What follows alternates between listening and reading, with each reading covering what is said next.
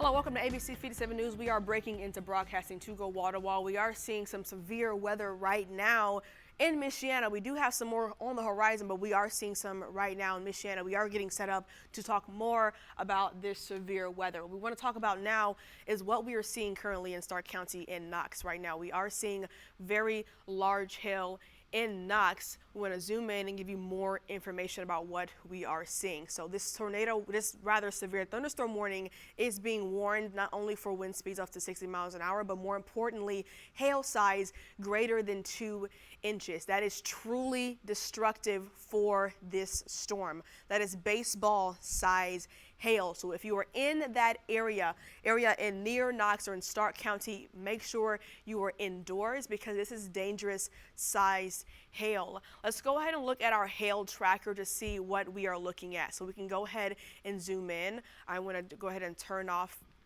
the warning zone so we can see what we're looking at right now. So we can see the different colors. Yes, we see the hail tracker colors. This is a little bit behind, but we can see what we are looking at. So you're seeing the colors of yellow and even orange, but again, this is a little bit behind. The yellow shows golf ball hail here, but the orange is indicating that we are seeing billiard ball hail, which means pool ball hail. Again, we are a little bit behind with this hail tracker. This shows how the history of the hail. Likely as we head further into the next few minutes, we will see that. But again, it is warned for baseball size hail. So truly, you're seeing the intensity of this storm as we continue. So again, we are seeing this in our area right now for Knox. So again, if you are in this area, make sure you are indoors in a safe location. I know it's around the lunch hour where you're likely heading out to go to lunch, likely heading outside to grab you something to eat, but we want you to be inside. If you are driving right now, just be sure you are being weather aware. Maybe pull off to the side of the road, pull under an awning if you can, because this is very hazardous weather. So we are dealing with a lot of these showers and storms right now in the area. They're popping up across the area. Let's go ahead and take a look at our watches and warnings for Michiana. So all of Michiana is under a severe thunderstorm watch here because we are enduring the storms as we're seeing right now and getting ready to endure some other storms later too, in just maybe less than an hour. So let's see what this other warning here is showing us in this red box again. So you're seeing that severe thunderstorm warning, and again, you see it outlined in red because it is a special case, because again, we are seeing this is outlined simply because of how large this hail is. Truly destructive hail, around 2 3/4 inches of hail, nearly 3 inches size hail. This is hail that is nearly the size of a baseball. This is truly destructive hail. Off to our west, you're seeing some flashing there. These storms that are coming our way and that are here right now are really impactful. They're not only bringing hail and heavy rain, they're also bringing very, very strong winds, straight line winds we are seeing with this. So really getting hit from both sides, and really all threats are on the table with these storms coming in right now and really lasting through much of the afternoon. We're going to stay with you as long as these threats are here. We're going to be with you on air as we continue to track some of these showers and storms. So we're going to continue to watch this to see how long this warning is going to be. So the warning is going to stay here until 11:45. So we're going to stay on broadcasting until 11:45 unless we get a new warning. So we're going to go on Facebook Live once this warning expires, but we're going to stay here as long as this warning is here, just to make sure we are watching the progression of this storm. We're going to go back to hail tracker just to see the progression, to see if we see any more information about this hail for the Knox area. Okay, we're going to zoom in again. We can try to see the history of the hail and the progress of this particular storm. So if we go back, we can see that it has been growing since maybe an hour ago. So you're seeing this progression of the hail as the storm continues to grow. So you kind of see it pulsing in and out, growing and beginning to retract and grow again. So I showed you this a few minutes ago. So if you're just joining us, we do have this severe thunderstorm warning. We're seeing this warned for very large hail right now for the Stark County area. just south of Knox and just north of Bass Lake. If you're in those areas, if you're in Stark County, just make sure you're weather aware. Get to your most interior part of your home. If you are at home, if you are out driving, I know it's a lunch hour, make sure you're being attentive to that. If you were at work, just make sure you were indoors away from windows here. So we're watching this. Let's look at our actual storms map here to see the motion of these storms here. So locally, we are seeing this boundary line of storms. It has grown for the past several hours, and it's bringing a bit of a light show. Lots of lightning as we're seeing. We can even see the lightning count with these storms associated, again indicating the strength of these storms. So 700 strikes of lightning associated with these storms. Not only is it bringing the lightning, not only is it bringing the thunder, it's also bringing a lot of heavy rainfall. We're seeing lots of flood advisories, even flash flood warnings associated with these storms. This is just a piece of the puzzle we are seeing. We're also seeing storms off to the west that will also play a part with this overall threat. You're even seeing this very long line of lightning. I'm going to turn this off and get a better picture and idea of this line. So we're seeing this bowing motion of these storms. This is what we're truly concerned about here. The storm motion you're seeing here. This shape is concerning simply because you're seeing this bow. This bow echo indicates a very strong line of storms, and you're seeing this bow, and this is really on the leading edge of some very, very, very strong storms. They're really pushing some storms here with very gusty winds ahead. The front edge of this storm line has some very, very gusty winds. This is why we're seeing the threat for tornadoes, why we're seeing the severe thunderstorm warnings continuing to pop up as we head further over the next few hours, and likely as we can over the next few minutes rather. These storms are moving rather quickly, and they're gaining strength as they continue to move. So as we get closer to Michiana, we're likely going to get some more of these severe thunderstorm warnings because of how quickly these winds are going. I'm going to step off just to simply show you how quickly these storms are moving. I'm going to show you the velocity scan because I think it'll be very intriguing to see how quickly these storms are moving. So with velocity, it doesn't just help us show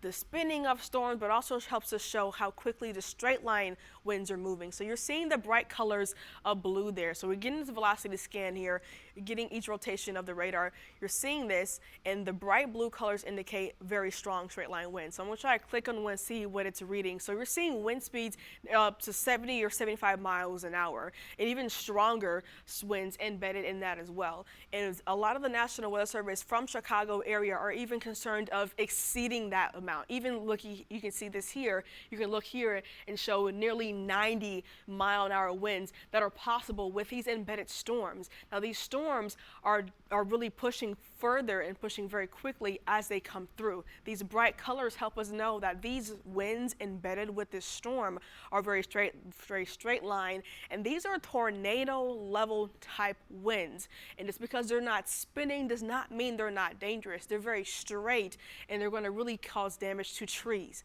power lines. You might have a lot of power outages as these storms continue to push closer to Michiana.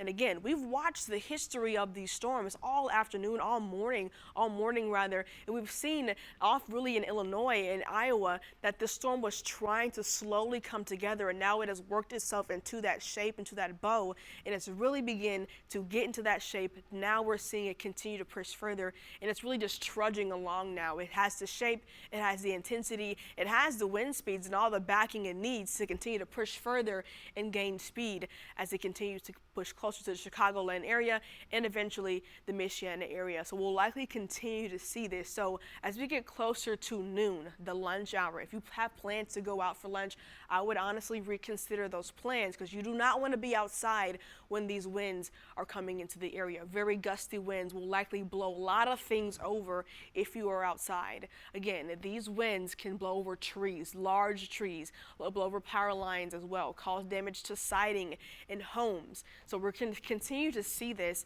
even as we head further within the next hour or so as these storms come into the area. So I want to actually give you the latest storm track to see when these storms will come into the area here in Michiana.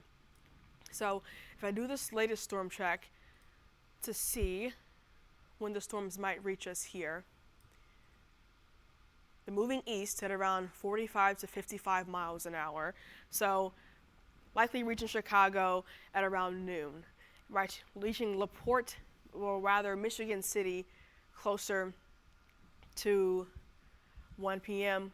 LaPorte, closer to 1, and South Bend, closer to maybe 1:30. So we're going to continue to see this, but depending on if these storms pick up speed, we might be able to see that a little bit sooner. So we're watching the speed of these storms. That is very important. And also, we're also seeing how these little cells and these little lines ahead of these storms really begin to interact with the storm speed. So you're seeing these lines, these little boundaries ahead of the storms. You're seeing these little lines here.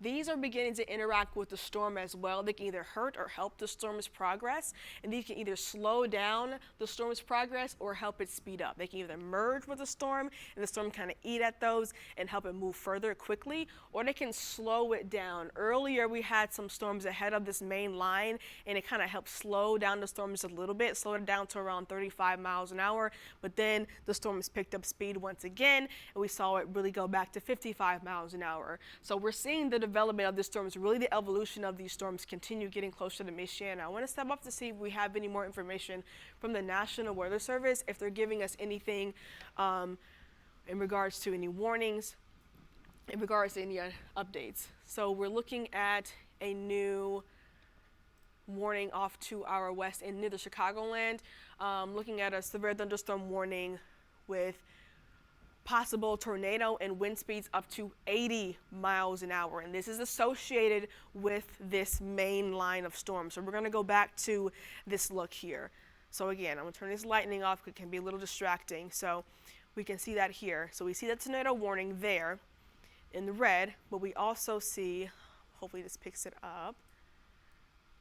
Maybe not, but we see this tornado warning. I'm going to try to get over here and point at it. So we have this polygon in red, but the polygon in orange that this red box is in, this is for the severe thunderstorm warning that is warned for the 80-mile-an-hour wind. Those are very, very strong winds, and some of these winds can exceed that. And these winds are very, very fast. Imagine a car driving past you at 80 miles an hour. You will feel that wind speed, and you don't want to be outside when these winds are gusting. And again, these are quick moving storms. You're going to feel that punch as these storms really pass by. So they're really inching closer to Frankfurt area in Illinois. So we're going to see how these continue to evolve. I'm really interested to see how this line here continues, right? So we're going to see how this performs. We're getting an idea. We're putting the puzzle pieces together. We saw how things were really beginning to start and to develop in Iowa. We're seeing how things develop in Illinois, and it's really helping us to understand how the impacts will go as they get into Michiana. And right now, the damaging winds, that is really the main impact we will see. Yes, we're seeing the heavy rainfall, and I think that will be the secondary threat after that initial push of these winds. The winds will hit us first, and I think the rainfall will come in afterwards. So you're seeing all this red here. Yes, that's rain, and you're seeing the rain after that in green behind that. The winds will be the initial push. Let's go ahead and look at the velocity again to help us understand how quickly these winds are going, right? So let's go ahead and look at the velocity. Again, we're seeing the bright colors of blue. I'm going to take a sip of water really fast. Okay, so we're seeing the bright colors of blue with that embedded line. And again, seeing wind speeds up to nearly 80 miles an hour. Another color, another spot here. Okay, up to exceeding 80 miles an hour. So this is getting close to that radar. So we're going to be a little bit cut out for some of the visibility with some of these storms. But I don't want to forsake what we're seeing right now here in Michiana right now. So let's look at this radar or this warning here to see. Okay, so we're still seeing that severe thunderstorm warning for the Stark County area for the large hail. I want to take a look to see what we're looking at from the National Weather Service. Okay, so we do have hail reports. So there have been videos from North Judson of photos of baseball sides hailed between Knox and North Judson, and the size would be 2.8 inches. So yes, those are very, very, very large and very impactful and damaging sides hail, and that is why we have those warnings issued, and that's why we want to stay on air for this, because this is very significant and dangerous hail. This is hail that could likely break windshields and damage property. That's why we have this here, because it is truly significant. So we're seeing the history of this hail this storm has produced, right? So we're seeing it go back to maybe about an hour ago. We're seeing this continue to climb, and we're seeing this even continue to go further into Stark County, right? Let's go ahead and look at some of these storm reports. I'm going to pull that up here from the past 6 hours, right? So we're going to look at some here. Again, so we saw in North Judson, we saw some hail size over almost 2 inches. Another one. We saw some, again, that's one we just had, 2.8 inches as of 11:10 a.m. And the last one in the area, again, another one of 2.8 inches. So again, this is why we have these warnings in place. And even if the threat is not a tornado, even if the threat maybe not be straight line winds, the hail is also significant. It indicates the winds, not only at the surface, but the winds in the clouds are very strong. And that leads us to know that these storms are very strong. They are gaining intensity as they continue to push further. And we're watching and monitoring them. That's why we monitor these storms, not only the main lines, but even the storms ahead of the main line, because they also can produce impacts. Even earlier this morning, we had some storms that produced some decent sized hail as well. So we always want to pay attention to the severe weather. Severe weather can strike at any time. It can strike in the morning, it can strike in the afternoon, right? So this is why we also have the threat tracker. While the threat tracker for hail was at a 1, doesn't mean it's 0. So we can't ever rule out any threats. We have it on the table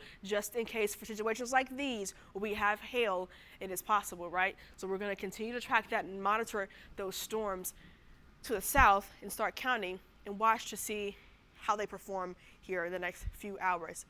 Okay, so we're looking to see maybe another severe thunderstorm warning that looks like it encompasses parts of LaPorte County, right? So I'm going to read that to see how that storm performs and why they issued that. So this is just south of Kingsford Heights. Looks like that storm's coming through. Okay, so it looks like they warned this one. Severe thunderstorm was located over Wanata near Valparaiso, moving east at around 20 miles an hour. And again, okay, so we have this one also for large hail, similar story. So we are going to have to stay on broadcasting just for a little bit of extra time until 12:15 because of this one. This one doesn't expire until 12:15, so unfortunately we do have to stay on broadcasting for this, for the large hail. Again, we could see the same story. So we'll keep our eye out for reports for large hail. So if you are in this area, if you're near Wanata, near Valparaiso, make sure you were indoors in the most central part of your home, away from windows. If you're driving, make sure you have an area where you can try to pull over, get underneath something that is sturdy so you don't have to worry about any windows breaking while you're driving, so you can avoid any damage to you or your vehicle or any other property, right? If you have any pets, bring them inside as well. You don't want them to get hurt, right? So you want to make sure all these on your checklist are checked off so you can just stay safe, right? So if you are just in the Wanata area near Valparaiso, you want to make sure you are protected. This can cause serious damage to roofs and sidings, and again, vehicles alike. So just be aware of this. So we're watching this storm as well. Again, I'm pulling up the hail tracker to see how this looks too. So again, we're seeing this history of hail. We're seeing this history of hail with these supercells, it looks like. So we're going to zoom in here to see what this is looking like here, to see what size hail we could see with these storms coming into Wanata area or could already be into Wanata area. So likely that's flood advisory. Yes, we see the flood advisory. I'm going to turn this off so we can be able to read the label for these storms.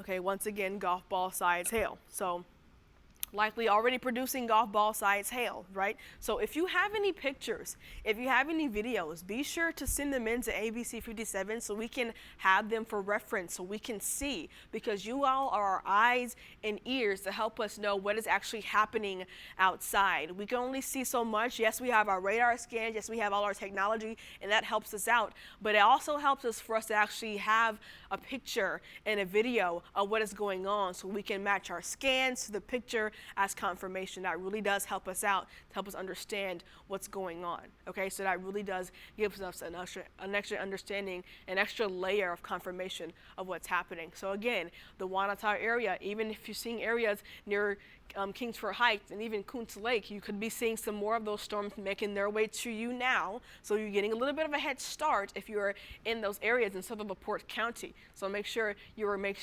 to those areas. Even Stark County as well, you're in the line as well as you're seeing some more of those storms make their way to the area. So we're going to go back to areas off to the west. So we are still seeing some tornado warnings, likely because of the very high winds, because of that line of storms here. Okay, so it's interesting to see how this line is moving. I'm not a fan of that, how this line is merging into this bow. Okay, so we're seeing this. So I want to still do a storm track. We're still doing a storm track to see when this would reach us. Let's try to do this since this wants to. Okay. Okay, still looking at the similar time. Okay, so still looking at the similar time where Chicago would reach around noon. Looks like in Gary, it would reach areas around 12:15, Valparaiso 12:30 Eastern time, Michigan City 11:47 Central, 12:47 Eastern, and then closer to noon for Central time and 1 for Eastern time. Okay, so we're going to go back here. We are seeing the tornado warnings all across the eastern portion of the state line. Okay, so we are seeing the velocity scan. Right now, the storms are crossing that radar, so it's going to be challenging to get some scans of the wind speeds. So we're going to, it's going to be kind of hard to rely on that velocity scan to get wind speeds right now, because it is directly crossing that radar. So you're going to have to wait a little bit to see how fast the winds are. Well, you can even see the history of how quickly. I'm going to show you that history of how quickly these winds are going. So you can see initially how the winds were trying to come together at first, and then they eventually did come together. And you're seeing how quickly the winds were moving before they reached the radar. So again, let's actually go through a storm track to see what we can expect over the next few hours. So here is noon. Here's the lunch hour here in just a few minutes. Likely these storms coming here into the next few minutes rather, at noon. Here is what we're looking at. Okay, I think this is a pretty good job of what we're seeing on radar. So here's the initial bow, and here's that line that's trying to kick out beneath that bow, right? So we're seeing that still bringing that heavy punch of winds, but curious to see what that does initially. And then we're still seeing the threat for the gusty winds, still seeing the threat for a lot of that rain as well, and we can't rule out the tornadoes. Already seeing tornado warnings off to our west right now, and we're watching for those. And even as we go further to 3 p.m., likely the brunt of these storms coming to an end, leaving us with some more rain showers. And by 4 p.m., a lot of the threats coming to an end. And by 5, looks like we are clear. So hour by hour, we're seeing this is moving rather quickly. And by 5, looks like the threat will be coming to an end. So we're continuing to monitor these and see what happens. So if you're just now joining us, we unfortunately do have to break into broadcasting simply because of these warnings we have locally here in Michiana. So we do have a severe thunderstorm warning in Stark County, warned for very large hail. And we also have the similar severe thunderstorm warning for LaPorte County, and that's also warned for large hail as well. Already saw some storm reports of some large hail, and I want to show some more storm reports to see if we're getting any for LaPorte County already. But we have seen some for Stark County of large hail up to 2.8, nearly 3-inch hail. That's the size of a baseball. So this is truly destructive hail. If you have any pictures or videos, be sure to send them to us. Here's an example. The closest city we saw this report come from was North Judson. Some pictures on Facebook that were posted of baseball-sized hail near just north of North Judson. It was measured with the ruler of 2.8 inches. That is very significantly large hail, very impactful, very dangerous, likely causing damage to property, to cars, homes. That is very large hail. And we could see that likely done in LaPorte County if those storms continue to strengthen. Let's look at the hail tracker to see what's happening in LaPorte County, right? We already see a history of that in Stark County. Let's see what's happening near Wanata area. So we're looking to see that's dying down a little bit, which is a good sign. This is hail tracker. It is a little bit behind because, again, it shows the history of the hail, not necessarily what's happening right now, but we are watching that, right? So we're seeing that this hail beginning to pulse down or trend down a little bit, but it could very well intensify once again. We're watching that, okay? So let's go back to our warnings to see what is coming. So we are still seeing those tornado warnings off to our west, right at the state line. Okay, so we're seeing those. So we're going to look at the National Weather Service, see if they're issuing any more information about here locally. So it looks like the severe thunderstorm warning for Stark, it'll expire here at 11:45. In 5 minutes. So that is a good sign. That means the storms are weakening for that area. So we're still waiting to see what they're going to do for LaPorte County, but for the larger portion of Stark County, they're going to get rid of that severe thunderstorm warning here, right near Knox rather, here. They're going to expire that in 5 minutes. We're watching to see what they do for LaPorte County, and we're also watching this area here where you see that bow. We're going to get to that just in a few seconds to see, again, how that will impact Michiana. It is moving quickly. It is already nearly past the radar, right? So we're going to go ahead and turn these watches and warnings off to give you a better picture of what we are seeing. We're going to stop this radar to give you a better picture. So again, we saw the history of it. We saw that bowing motion just maybe 30 minutes ago. Here is this bowing motion. I'm going to try to draw it out for you so you have a better idea of what this looks like and why it's significant. There's that motion there for the most part. I drew that terribly, but you can get an idea. So you can see that here. And this line here, this line that's kind of kicked out in front of it, it's kind of stopping that motion just a bit. So I'm curious to see if this is going to slow down that bowing motion or eat away at some of that energy or intensify it. Right now, it's hard to say. So you're seeing this still that overall general motion, but I'm curious if I look at the velocity scan, what it is showing me, right? So we're still seeing those brighter colors.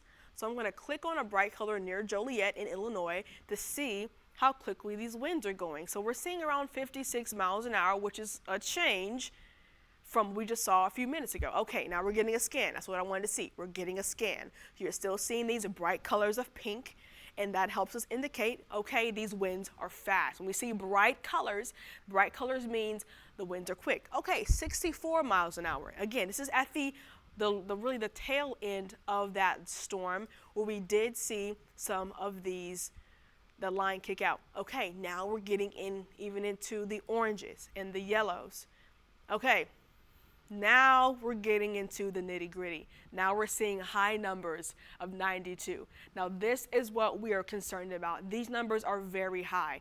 These are straight line winds. Again, tornado level winds. Level winds that you would see with an EF1 tornado, right? But these are straight line winds coming to you full force. These winds are the type of winds that your phone will go off for a tornado warning, but they're not a tornado. These are just straight line winds. And these winds are just telling you that this is simply dangerous. These are dangerously high level winds. These will definitely blow over tree limbs, small, medium, and even large branches as well. These will blow over power lines. These will knock your power out. You don't want to be outside for these winds. Okay, so we're seeing these continue to push east. I'm curious to see how quickly these storms are moving, right? So likely in these areas, it's going to get really loud when these storms come through. You're going to get that initial punch of wind and rain.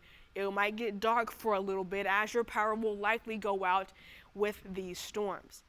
This is just the nature of these storms. They're moving very fast. We are seeing a lot of very strong motion and very high readings of these wind speeds.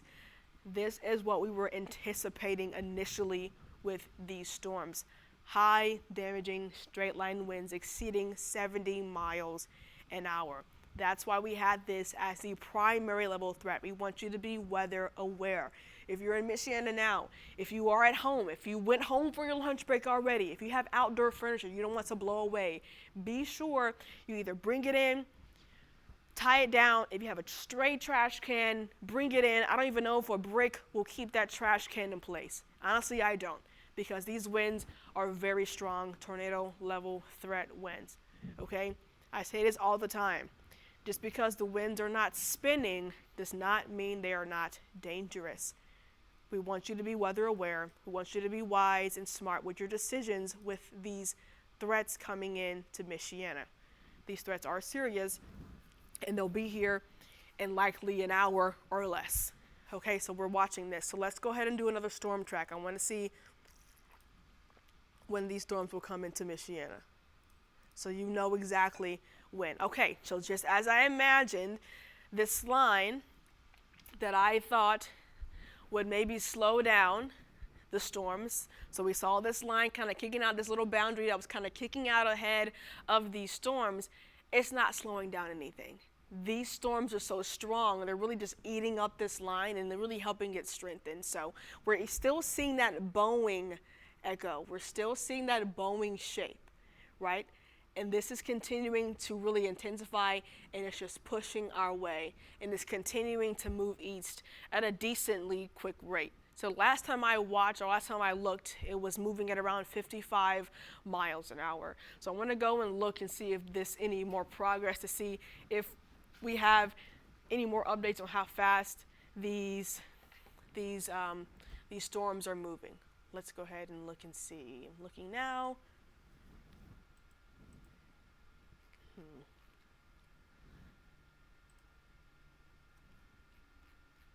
Hold, please. Let's see.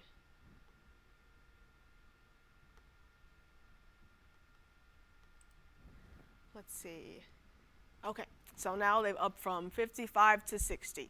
So going east at around 60 miles an hour. So that's pretty quick.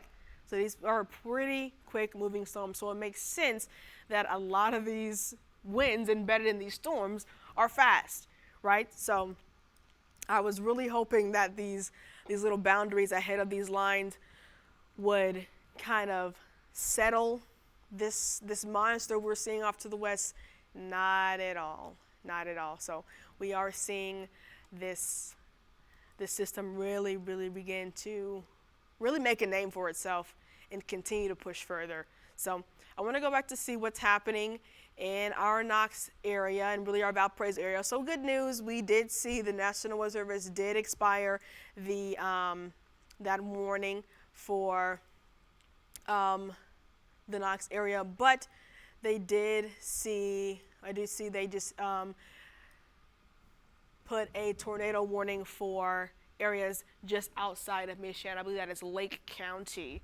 So as we go further into the next few minutes, if they issue a tornado for, that's Porter County. If they issue a tornado warning for the Port County within the next few minutes, we'll have to stay on broadcasting. But if they cancel this warning for the Port County here for the hail, which they'll do within the next maybe 20 minutes or so, we'll just go straight to Facebook Live, and then we're watching. But honestly, at the rate these storms are going with this timing, I think those storms might be here by that time and will likely stay on broadcasting. So we will keep our eye on this. Okay, so we do have a noon live set up here in just 9 minutes, so we're going to be doing that as well. So I'm going to be setting up for that just so I can do that, get going with that, and then we're going to continue to go with ABC as we can monitor these storms. Okay, so we're going to zoom out to see what's happening over here. Let's see, because, yes, okay. I want to see what's going on here. All right, let's see what the National Weather Service is saying. So, okay, so information about the warning in Lake County. Regarding a newly issued tornado warning for much of Lake County, intense wind speeds and likely a tornado near Tinley Park and Orland Mills area, 90-mile-an-hour severe tornado, 90-mile-an-hour rather severe thunderstorm warning, and also into eastern Illinois and northwest Indiana. Okay. These winds will be comparable to previous destructive winds in this previous spring and summer. Okay, so we are seeing the possibility of, again, very strong winds up to 90 miles an hour and possibly even a tornado too. So again, a dangerous situation on our hands already in Chicago, and we could see that near the Chicagoland area that is in Lake County, and we'll watch this very closely. I want to take another scan of how fast these winds are going. I'm seeing bright yellow, the first time I've ever seen this on a radar scan in my life, and these little, okay, just as they said, so 95, I'm not laughing out of, this is funny, I'm laughing because this is unbelievable. 95-mile-an-hour winds likely here, just north of Rich here. This is very, very, very fast winds, just north of Ridge, northwest of Ridge, very quick mile-an-hour winds. I can't even put this in words to describe how fast these winds are going. Straight line winds. To put it in perspective, imagine you were standing on the side of the road and someone drives past you at 95 miles an hour. You're likely going to tip over. And that's someone driving past you, not even someone driving right at you, right? So these winds are truly, truly, truly dangerous. You do not want to be outside for this, and these winds are coming right in our direction, right? They're not slowing down. We're not seeing any signs of slowing down. These winds are staying intense, gaining intensity, and this is a whole line of storms. These are likely widespread storms, these long line of storms coming through the area, all the way up from lots of these areas coming through. We've seen these storms all the way from Iowa since 9, maybe earlier, 8 a.m. this morning.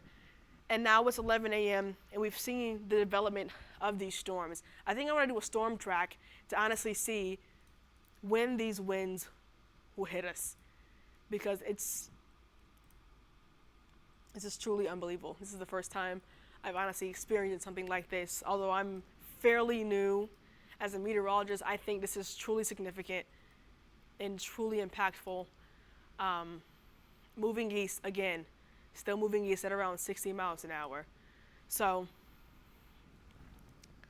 okay, so it looks like it'll hit Chicago at 11 a.m. Central. Well, nearly here in just a few minutes. Gary at 11:16 Central, or 12:16 Central, Eastern, rather. Michigan City, 11:45 Central, 12:45 Central, closer to 1. Knox, we'll see this likely hit us around 12:02 Central, or 1, closer to 1 p.m. Eastern. South Bend, closer to 1:30, and all the way out in Goshen, we'll see this hitting closer to 1:50. So So he wants you to, you have, this is really your leeway, giving you a head start to get shelter in place. Make sure you know where your safe spot is. Make sure you know where to go. The most interior part of your home, a basement, away from windows naturally. If you have any pets, bring them inside. I know at this time school is starting, and all people, parents might be worried about their kiddos. I think for school, the bathroom is probably the safest place for a lot of schools. I don't really recommend the gym. It's a wide open space, but the bathrooms are very safe. Maybe a cafeteria kitchen is very safe for staff. And the most interior part of a building will be your safest place for these storms. These storms are really packing a punch, and I think that you definitely need to find your safe spot, know where to go, because these storms are truly will be significant. They will be damaging, and I just think you definitely need to know where to go, have a plan, have multiple ways of receiving information. So this is also very important. Make sure you have your devices charged. If you have a phone, charge that. iPad, charge that. A weather radio, make sure you have batteries for that. If you have your TV, make sure you have it turned on to ABC 57 so you understand you get alerts every so often. As we're on broadcasting, we'll have that, right? So continue to know what you need to do, where you can find your safe spot, and make sure you understand. So we're about to do our noon live here in just a few moments. So we're going to get set up for that here in just a few moments so we can set that up, and we're going to continue with our broadcasting over the next few minutes. So we're going to do that. We're going to continue. You're going to be watching us. We're going to continue. It's going to be very quick, but we're going to make sure that you are safe. We're going to keep tracking this. As long as the threat is there, we're going to be tracking this. We're going to be here with you, even while the storms are going through. You're going to be hearing our voices as the storm is passing by. We're going to make sure that you are safe. We're going to make sure that you are with us, right? Because that's the most important thing. Making sure that you're safe, making sure that you're confident, and making sure that you're not scared. Our job is not to scare you. It's not to be afraid. Don't be scared. Be prepared. Be prepared to know what to do, where to go, and make sure you're weather aware. That is the main thing. Make sure we're a first warning neighborhood weather meteorologist to give you the first warning to know what to do and where to go. And just be confident in your team, right? So this is what we're here for. So we're still seeing that severe thunderstorm warning for the Knox area, simply for the large hail. And these storms are getting closer and closer. So we're going to start to get really loud here as these storms prepare to cross the state line. We are going to continue to be on broadcasting here after our noon live. We're going to be ending this here in just a few minutes, but we'll be right back after that noon live. So stay with us. If you want more updates, more information, be sure to download our ABC 57 weather app as we continue to track these storms. We're going to be with you again all afternoon long, and we're going to continue to talk more about these storms, right? Again, what are the main threats? Damaging straight line winds exceeding 70 miles an hour. We're already getting clues of that later off to the west. We're seeing that off to the west. Likely that's going to be our testament here these next few minutes, next few moments, even up to an hour. So just make sure you know your safe spot. Make sure you know where you are going. Make sure you are safe, right? Even if you're not even seeing rain yet, this is your time to get ready for that. This is your time to be prepared. Seeing heavy rainfall, flooding is also a potential, okay? So we're going to stay with you all afternoon, and we're going to continue to be with you even as these storms get close. This looks intimidating, but we will be here with you as these storms continue to inch closer as they arrive and even as they leave Michiana. So we'll be with you all afternoon, so stay with us. Be ready. Be weather aware, have multiple ways to receive information. Stay with your ABC 57 weather app as we continue to track this. Again, about to start our noon live. Stay with us. We'll be right back after this noon live. We're going to continue to track these storms as they get closer to Michiana. Okay, we're going to stay with you in these next few minutes. So we're going to continue to track these storms within the next few minutes here.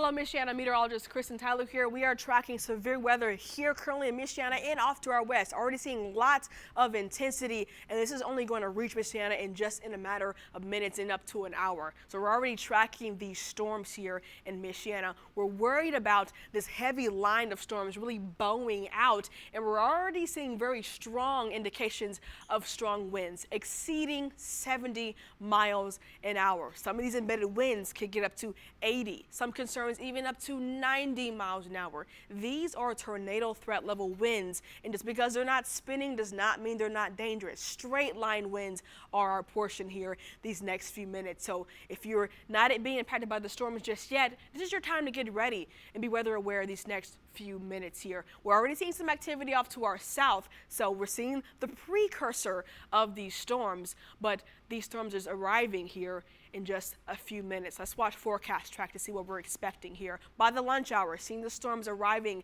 through Michiana. Around 1 p.m., here the storms arriving in the area, bringing that bowing line, the initial punch of those very strong winds, heavy rains. These threats will really begin to damage trees and power lines, and it could potentially knock your power out with the strength of these winds. Of course, we'll see this continue as we head further into the afternoon, even around 2 p.m. and even 3. We see the threat continue as we head further over the next few hours. Now, by around 4 p.m., even 5, looks like this threat will end, but we'll track this as we head further in the afternoon. Now, overall, we're seeing the threat from now until 5 p.m. Level 3 impact level for central and south Michiana, level 2 for the northern parts of Michiana. Damaging winds, some exceeding 70 miles an hour. Those are our main threats.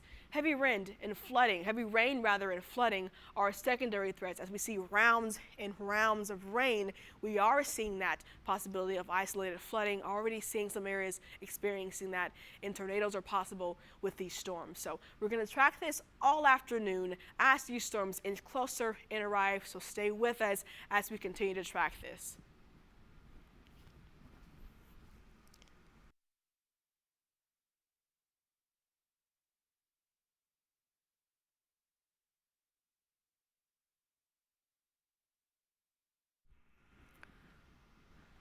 Okay, if you are just now joining us, we are going to continue to track our storms. We're going to look at our warnings to see where the storms are and how they're performing. So we do have a tornado warning in Porter and Lake counties now, and we're looking at more information for those. And likely those spread into our areas. So just some information on that. So the hazards with these tornadoes and wind gusts that could exceed 100 miles an hour. That's what these details are saying in our information description, right? So we could have some rotation indicated with some of these storms associated, right? So we are watching that. So I want to take a look at these very bright colors off to our west near Beecher in Illinois. These are very dangerous. I don't even want to click this because I'm nervous to see how quickly these winds are going. Okay, so we're seeing wind speeds looking like nearly exceeding the triple digits. We're getting a reading that says 102 mile an hour. These are tornado level threats. 102 mile an hour straight line winds, very, very dangerous. Shelter in place if you are on the front side of these storms. These storms are coming and they're packing a punch, a true punch.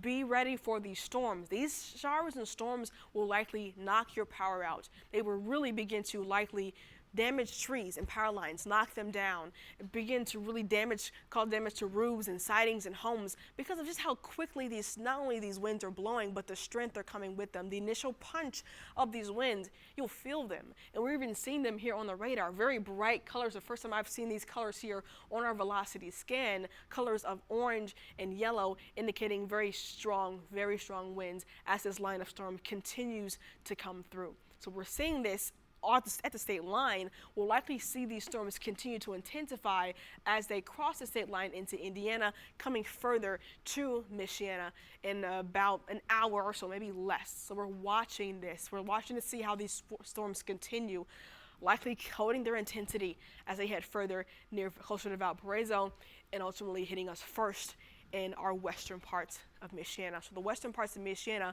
now they've crossed the state line. So it's just a matter of minutes before they reach Michiana. So these storms are moving fairly quickly as they head closer to our area. So we want to make sure you're knowing where your safe spot is, you know where to go, you know where to set up, because we're seeing these storms continue to make their way closer into Michiana.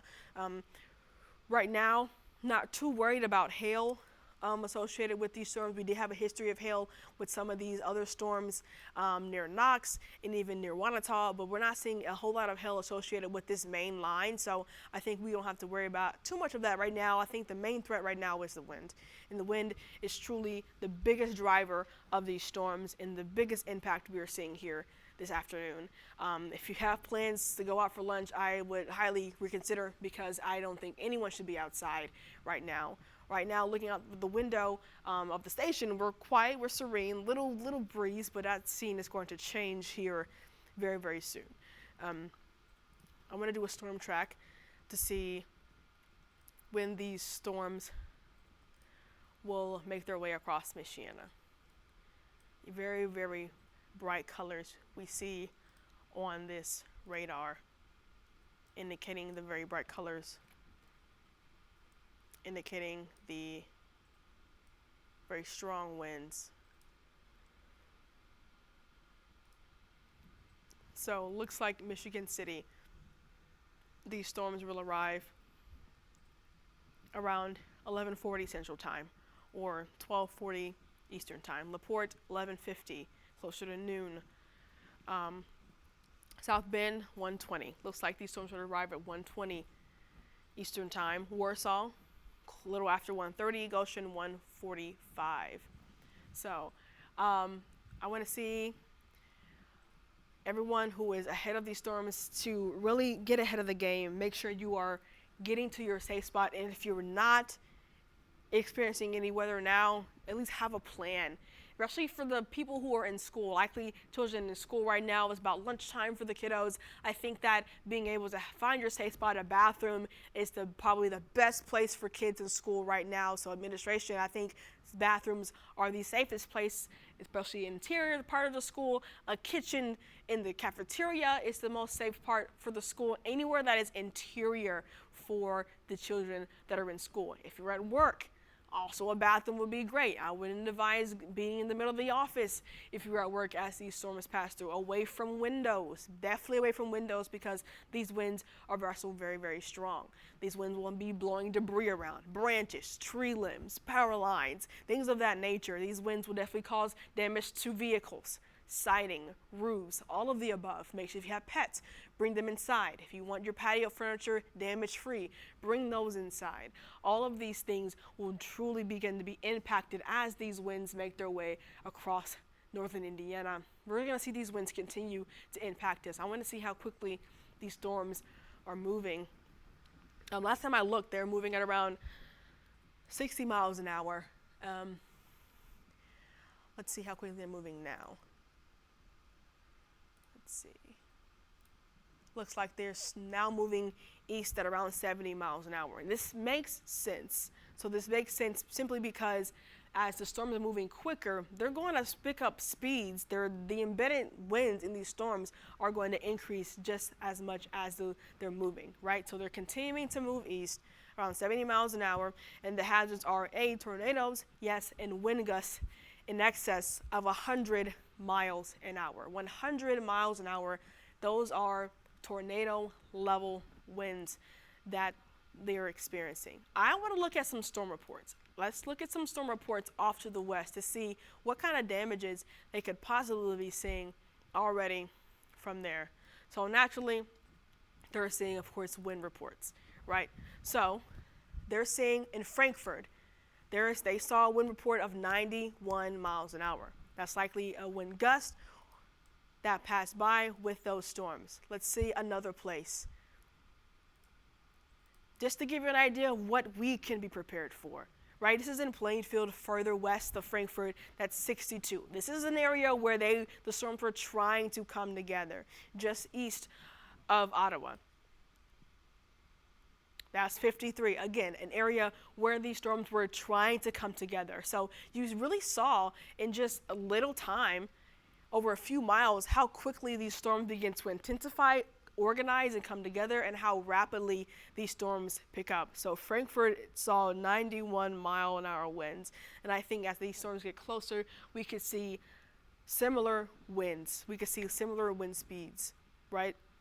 And I think that is truly imperative. This is why, let's look at our threat tracker. This is why we had the threat tracker the way it was. That's why we had damaging winds, some exceeding 70 miles an hour at the very top. Because we saw with, of course, forecasting, we just saw this at the very tip top of what the impacts were. So we saw this. Damaging winds, some exceeding 70 miles an hour. Yes, we worried about rain, but the damaging winds are what we were seeing. And right now, the way this shape is looking, I think we should be concerned about areas that are in LaPorte County. I think we should look at areas. I'm already hearing thunder off in the distance. I think we should look at areas in LaPorte County, also look at areas in Berrien County. Those areas might likely get hit the hardest because of simply where the lightest colors on this is. So if I kind of circle where the brighter colors are, you can clearly see what you're seeing. These areas are here, right in the line of LaPorte County. I think those areas will get hit hardest. So if you're in the line of LaPorte County, they're moving east. They're moving directly east at around 70 miles an hour. These are the strongest winds we're seeing. I just took a scan, took a number, and they said 90 and 100 miles an hour. These are very, very strong winds. These are dangerously strong winds. You do not want to be outside with these winds. You do not want to be really in a vehicle with these winds, right? You want to be indoors, safe, away from windows, interior, because these winds will truly pack a punch. Even on the outside, you see the ombre color of yellow, orange, pink, and eventually red. Even the pink, those winds are very strong too. So we saw the yellow indicated winds up to 89 and 90 miles an hour. The orange showed winds up to 70 and 80 miles an hour. The pink showed winds up to 65 and 70 miles an hour. I don't think you should take those lightly either. Those are also very strong, severe level winds. And all these winds are definitely impactful and will definitely pack a punch as we head further over the next few hours. So we want you to make sure that you are in your safe spot, right? We're worried about, yes, the winds. We're also worried about the rain as well. These storms are packing a punch with this rain. Look at Gary. Gary was likely underwater right now. So we're seeing rain rates that are seeing a lot of the rain. And we're going to look at that number to see how much rain we are seeing in Gary right now. So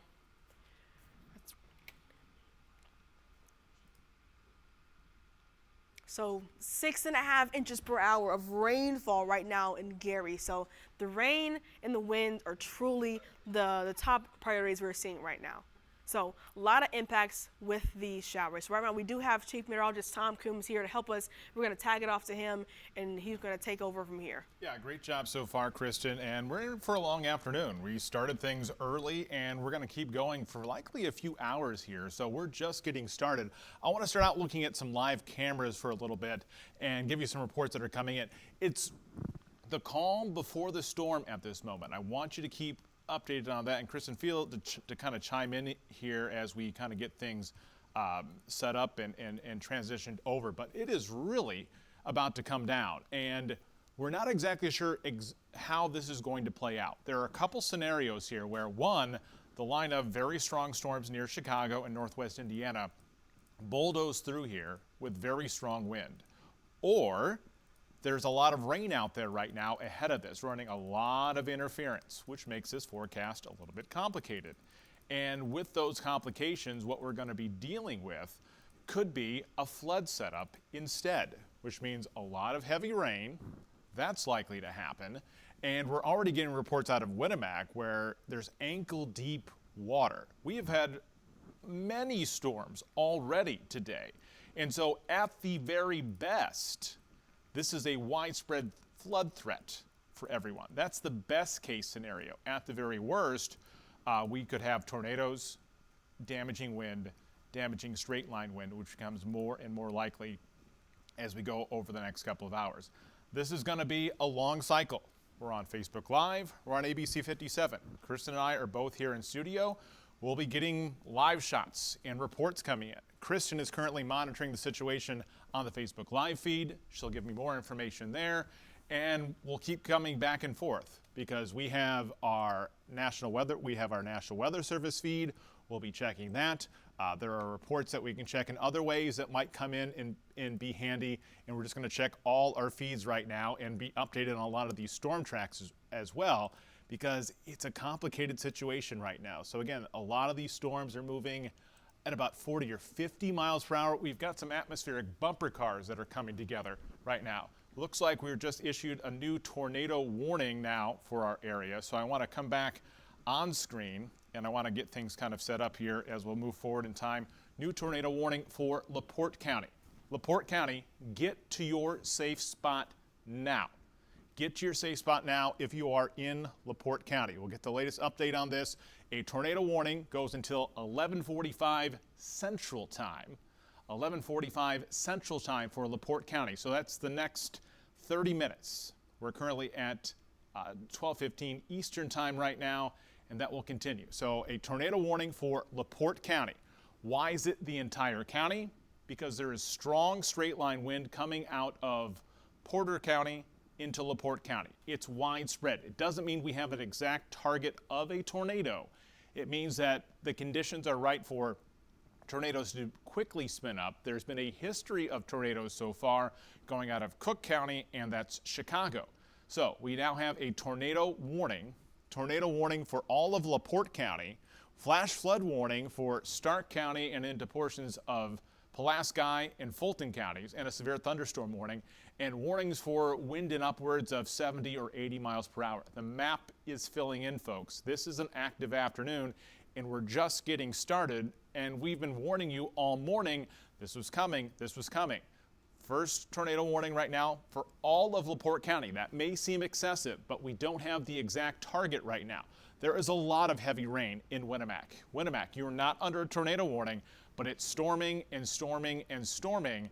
And the good news here is this may lessen the actual severe impacts of Winnemac, but the flood impacts are only going to get worse. And I'm worried about flash flooding from Pulaski County through Stark County and into LaPorte County. And as we focus in here on LaPorte County, look at this view here. We're here at 12:16, and the number of lightning strikes on a narrow view is above 1,000 in the past 15 minutes. Remember, I check lightning strikes as the pulse point of the storm. This is a healthy, strong line of thunderstorms just based on the lightning strikes. And the strong wind is now moving into LaPorte County. It's not here yet. This is just the preceding rain, but it's coming soon. We can see that strong wind back to the west near Valparaiso. It has not crossed the LaPorte County line yet, but it is coming soon. If you are in Westville, Wanata, or La Crosse, get to your safe spot now. Strong, damaging wind is coming your way.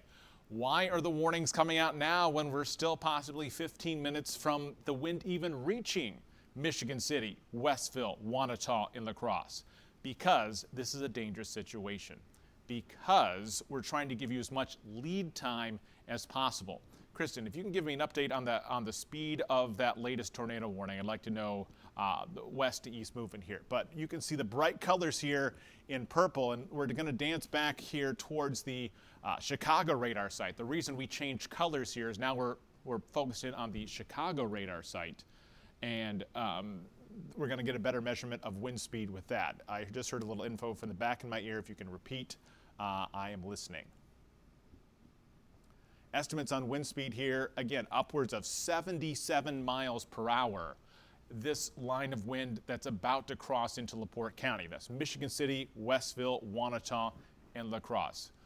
So strong damaging wind is inbound. Kristen, do you have an update on the exact warning there? Yeah, so it looks like the storm is moving east at around 65 miles an hour, and the warning is being warned for gusts up to 100 miles an hour. So gusts up to 100 miles per hour inbound, and it's moving east, is that correct? Yes.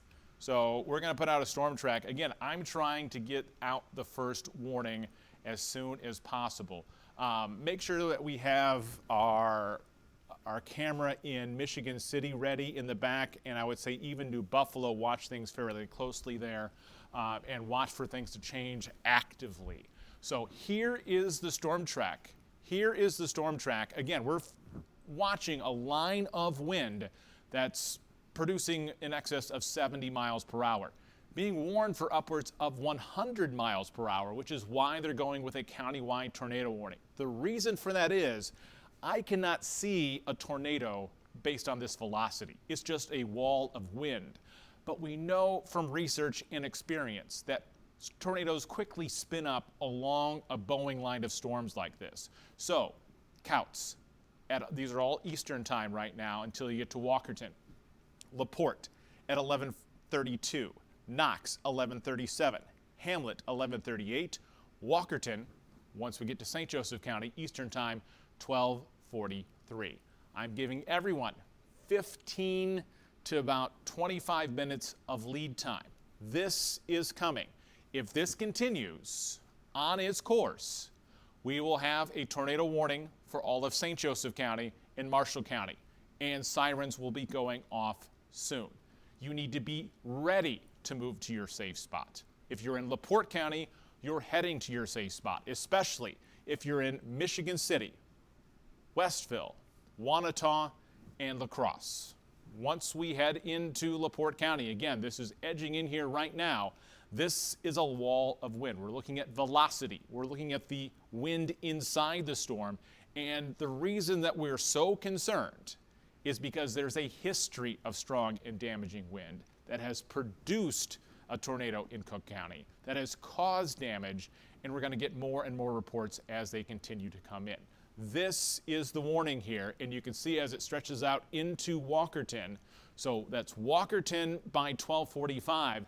That's going to put it close to South Bend by 1 p.m. New tornado warning coming in, now expanding. So again, new tornado warnings continue to come in. New tornado warning, this is for now all of Stark and Pulaski County. We have a flood threat, we have a tornado threat for the same reason. A wall of wind is moving in. This is going to be strong, straight line wind for everyone. The map, it's going to be cluttered. We've got a lot to talk about, but there is strong wind again coming in out of the Cedar Creek area, Roselawn, all the way down Indiana 49. We're giving a lot of lead time here as the storms start rolling in. So again, tornado warning indicated this one's for the Chesterton area in towards Valparaiso. And here's the one for portions of Stark and Pulaski County. This one going until 1 p.m. So we're expecting the line of wind and tornadic threat to roll into LaPorte, Stark, and Pulaski County through 1 o'clock. Over the next 30 minutes, get to your safe spot now. Big picture, I mean, this is a really, really active round of storms. As they continue to roll through and this is blowing up, this is what is headed our way. And you can see, look at all the wind damage reports back to the west suburbs of Chicago. This will continue to fill in. This is why I am concerned, is because this storm system has a history of producing damage. It's not, well, maybe, maybe not. No, this has a history of damage, and so that is going to be our concern. We're looking at Michigan City right now. The beaches are clear. I just saw a boat of dredging equipment go into safe harbor because there is a damaging round of storms on the way. If you're in LaPorte County, if you're in Stark County, if you're in Pulaski County, you need to get to your safe spot now. Here is the warning map. Tornado warning, tornado warning, tornado warning. Warnings on top of warnings. This is a dangerous situation. There are no active warnings yet for St. Joseph, Marshall, or Marshall County, or our Southwest Michigan counties. It may be questionable for Southwest Michigan. How these storms play out, they're kind of on a collision course. They could weaken a bit. We're going to hope for that. but we have to plan for the worst right now. So keep that in mind. We have to plan for the worst as damaging wind continues to roll in here. Kristen, I want you on top of the feed there from the National Weather Service, relay any information that they're starting to put out about what might be happening with this line of storms. But right now, it's kind of a waiting game. Yeah, for sure. The only information I'm seeing are just storm reports from the hail that we saw earlier in Stark and LaPorte counties. Okay.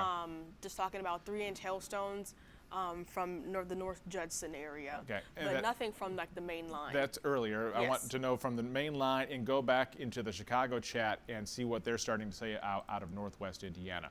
2,500 lightning strikes on this view. A lot of that across Northwest Indiana. I can barely even see the radar picture in there over all the lightning strikes. This is a serious line of storms that, at best, folks, is going to cause flash flooding.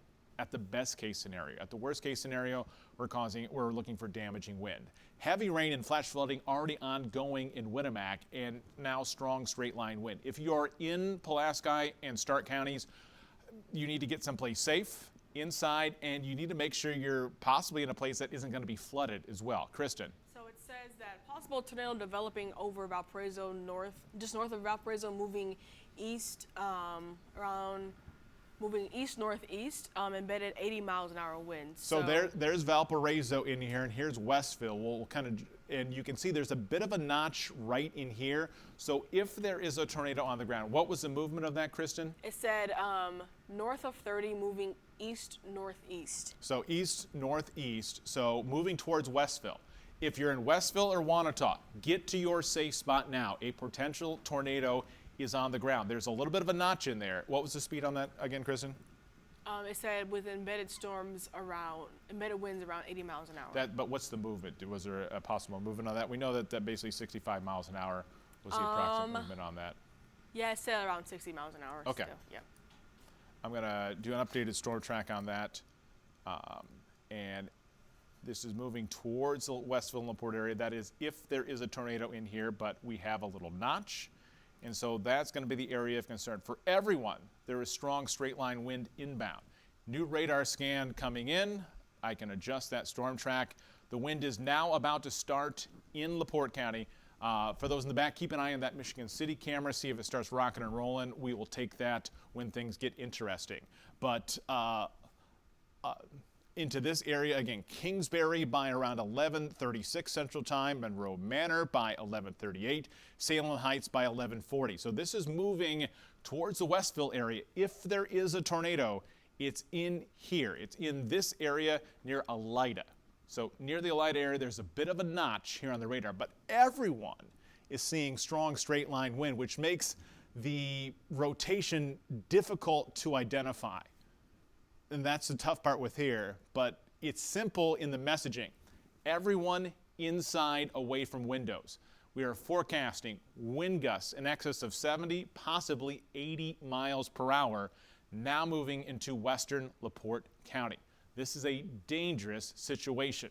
Latest update now still down to 73, but that is still very strong and damaging wind. Strong damaging wind now crossing US 421. From Michigan City to La Crosse to Wanata, all the way down to San Pierre. That's our area where we see the wind that is just now starting to move in here. So things are getting dark, and we'll rotate through here in a second. The wind has not moved to San Pierre or Madeiryville just yet. That's going to be a little more delayed, although there is a flash flood or ongoing flash flood threat in that area. As we look up near La Crosse, Wanata, and Westville, you see the area of bright blue. That's the indication that the wind has topped 70 miles per hour, and that's coming from west to east. The wind is coming into Westville and Wanata. So strong damaging wind ongoing at the moment. Kristen. People in the comments are asking about a storm track. If you can do a storm track about timing for the storm. We'll do an updated storm track here in just a second, but I just want everybody to know from Michigan City to Westville to Wanata to La Crosse, I need you to get to your safe spot now. Inside, away from windows, that wind is coming in and it's about to reach LaPorte here very soon. It may just miss the Michigan City area, but this is the most damaging part on the radar right now. Moving east at 65 miles per hour, I can take us out on this view for about the next 45 minutes. So that includes Walkerton, Knox, Bremen, North Liberty, South Bend, Elkhart. South Bend, just before 1 o'clock. I'm really concerned right now, just looking at this radar picture, Walkerton, North Liberty, Bremen, eventually Napanee by 1 o'clock. That's the eastward projection here. So get to your safe spot now. This is the wind that is pushing in. This is strong, straight line, damaging wind that is inbound. Inbound damaging wind now entering LaPorte County. LaPorte soon, over the next 5 minutes or less. Knox, you have roughly 10 minutes. Walkerton, about 15 minutes. South Bend, roughly 20 minutes. And Bremen and Elkhart, you have approximately 30 minutes. And I'll say extending on towards Napanee as well. This is a 45-minute or so storm track west to east. This is also tracking strong, damaging wind. The wind in here in excess of 70 miles per hour. This is a dangerous situation.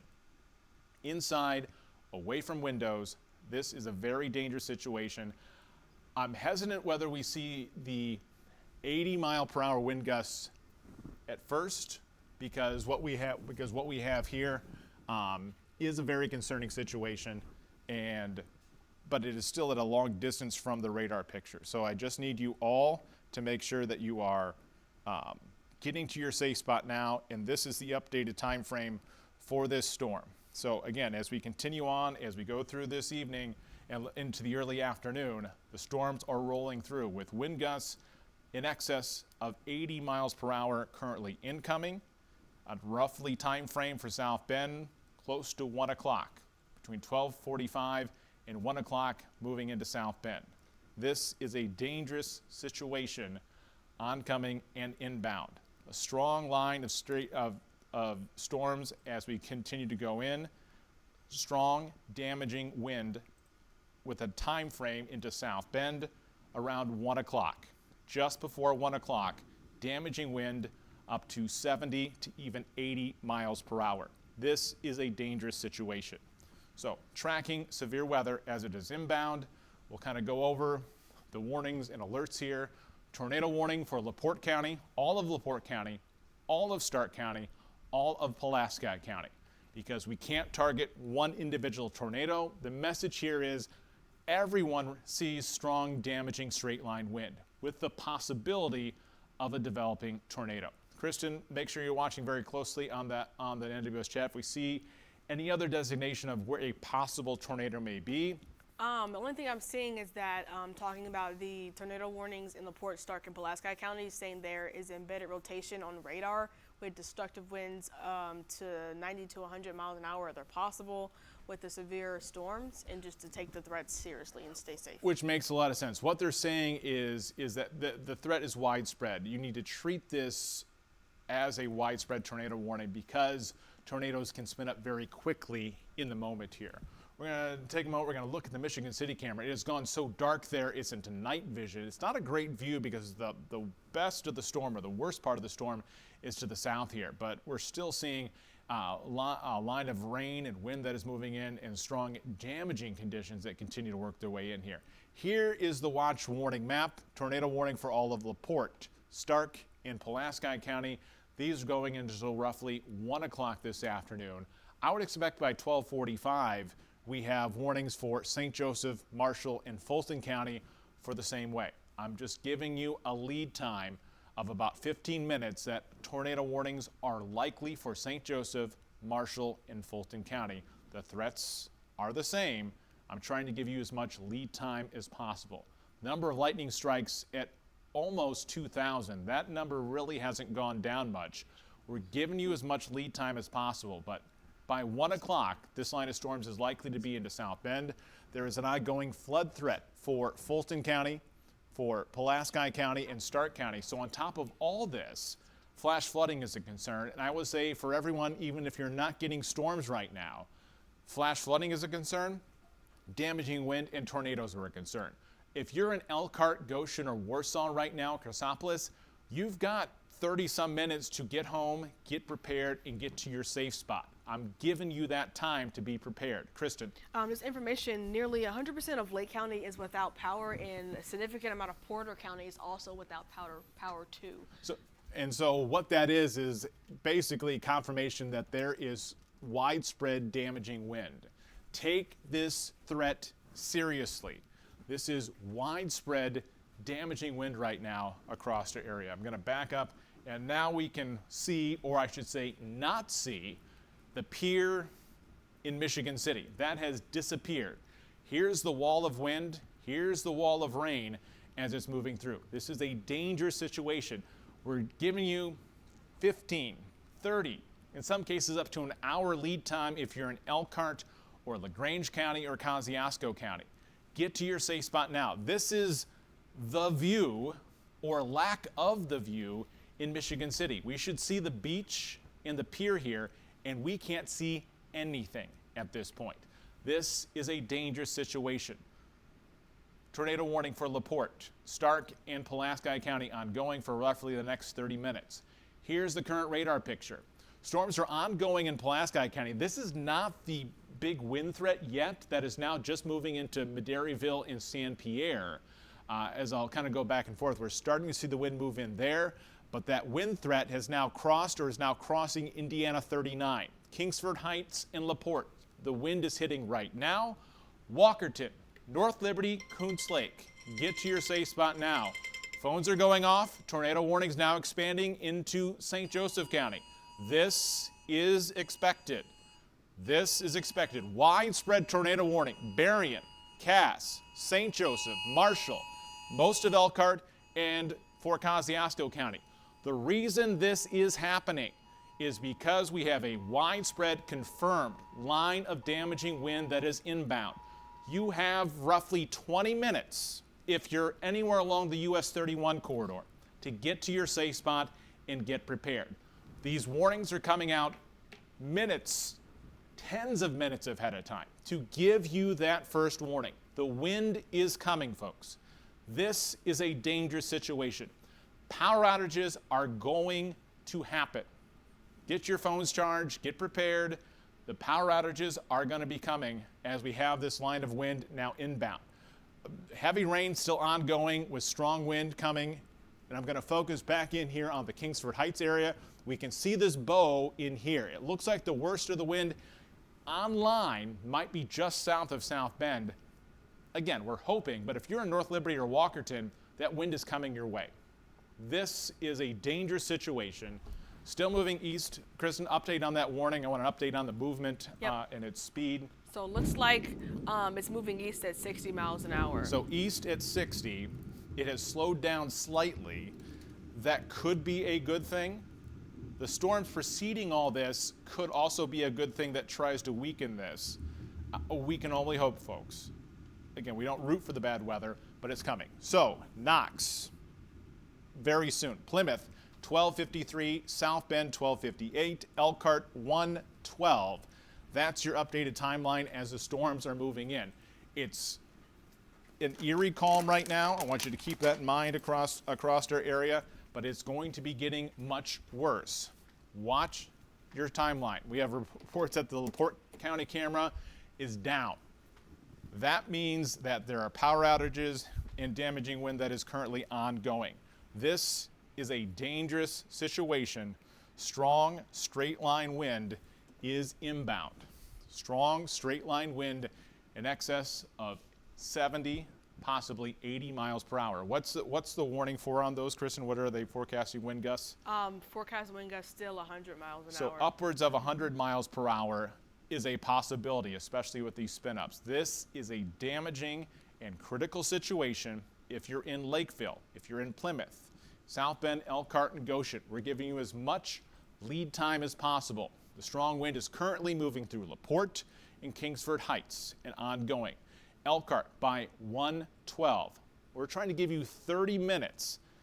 Plug in your phone, get it charged, be ready for severe weather. Goshen by 1:15, North Webster by 1:26. Damaging straight line wind is inbound and critical.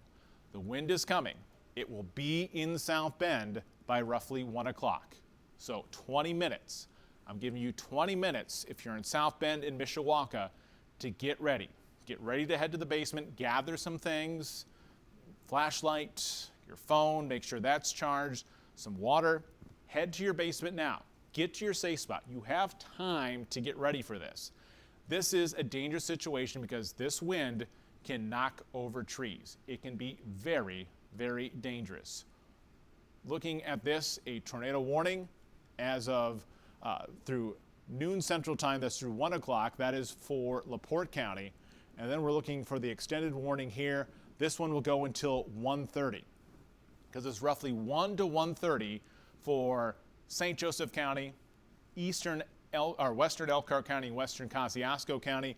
If this continues, we'll see an expansion of a tornado warning likely around 1:15 for LaGrange County. Sirens are going off for a rightful reason, to alert you to damaging wind that is inbound. This round of storms, again, very active, has been exploding out of northern Illinois, has maintained strength, and it's moving into our area. This is a real situation. Damage reports continue to fill in on the map, along with flood reports. I'm concerned about strong straight line wind and flooding. Michigan City camera may be down completely or hard to see out there as the storms continue to move in. Here's the update. Tornado warnings in red filling in on our map. Again, continuing to be a very active scene out there as we go through the next couple of hours. We continue to watch as the storms will be rolling in across the area. And again, active tornado warning, at least right now. So get to your safe spot now and make sure you are ready.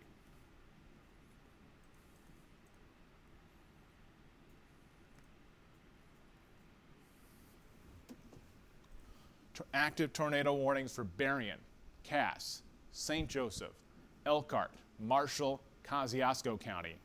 Currently ongoing in LaPorte, Stark, and Pulaski County.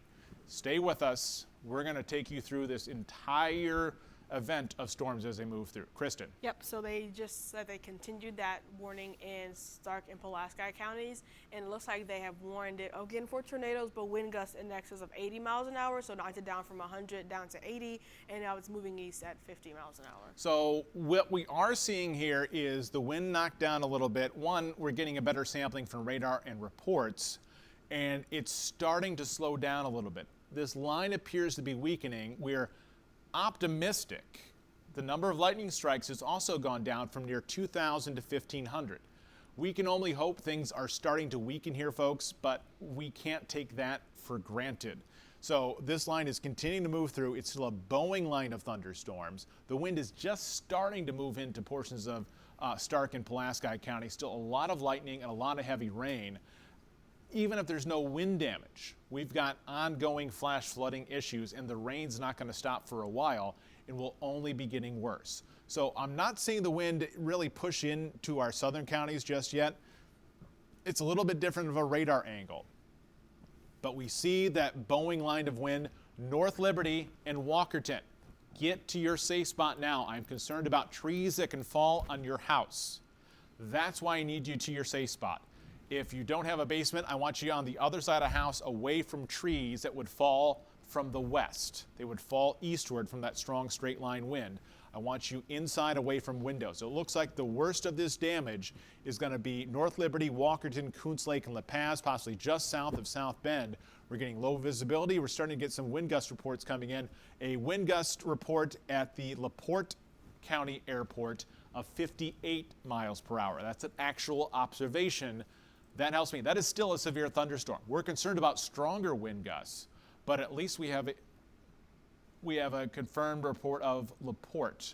So you see that there. We see the strong straight line wind that is currently moving in, and I need you inside, away from windows, and making sure that you are at your safe spot now. So again, the wind is just now starting to come in, and we're starting to see this move in here. I'm going to do an updated storm track as we see the storms moving west to east. This is probably the worst bowing segment I see right here, basically north and south of US 6, just to the south of South Bend. So North Liberty about to happen, Bremen by 12:59, 1 o'clock.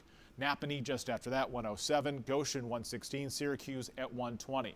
Strong, damaging straight line wind. The concern is for gusts upwards of 80 miles per hour and the possibility of a spin-up tornado. I can't see a targeted tornado. It's likely if it happens, it quickly spins up and it's over before we can technically see it. But we know anywhere along this line, it comes with a strong gust of wind and the tornado is only going to add to that damaging threat. Currently ongoing in North Liberty now, and we see the wind creeping closer. New Carlisle, North Liberty, Walkerton, the wind is happening. If you're in Plymouth, La Paz, Tyner, Bremen, Wyatt, now is your time to head to your safe spot. If you're anywhere in St. Joseph County, it's now time to head to your safe spot. The wind is now entering St. Joseph County, and I'm giving you 15 minutes. That's 15 minutes. You can take our app with you, take your phone with you, make sure it's charged, and you can follow us on Facebook Live. But if you are in anywhere in St. Joseph County, it's time to head to your safe spot. We'll continue to rotate through. Again, warnings continue for Berrien and Cass County as well. I don't want to forget about for our Michigan counties. I'm just not seeing the damaging wind threat farther towards the north just yet. That may be a good thing, but look at this in New Buffalo. This camera may be knocked out, so I'm just kind of keeping this with you here. You can see the flag whipping. Look at the wind rocking and rolling here. This is giving you a real view of what's happening. Berrien, Cass, LaPorte, St. Joseph, Marshall, Pulaski, get to your safe spot. This is what's happening. Look at the trees. This is a real dangerous situation. These are wind gusts topping 60, likely 70 miles per hour, and this is in New Buffalo. This is what's happening now. This is what is soon to happen in South Bend. We are likely to see some power outages soon. So that's going to be something. We're likely going to lose power here at the station. I might even say if we have the option to move to generator power preemptively, that is a good thing. We are already on generator power because we are prepared for severe weather and wind like this. This is a dangerous situation. I'm staying on this camera as long as possible because it is telling you and it is showing you what the threat is. We were at 1246. By 1 o'clock, a view like this is for South Bend, Niles, Mishawaka, Lakeville, La Paz.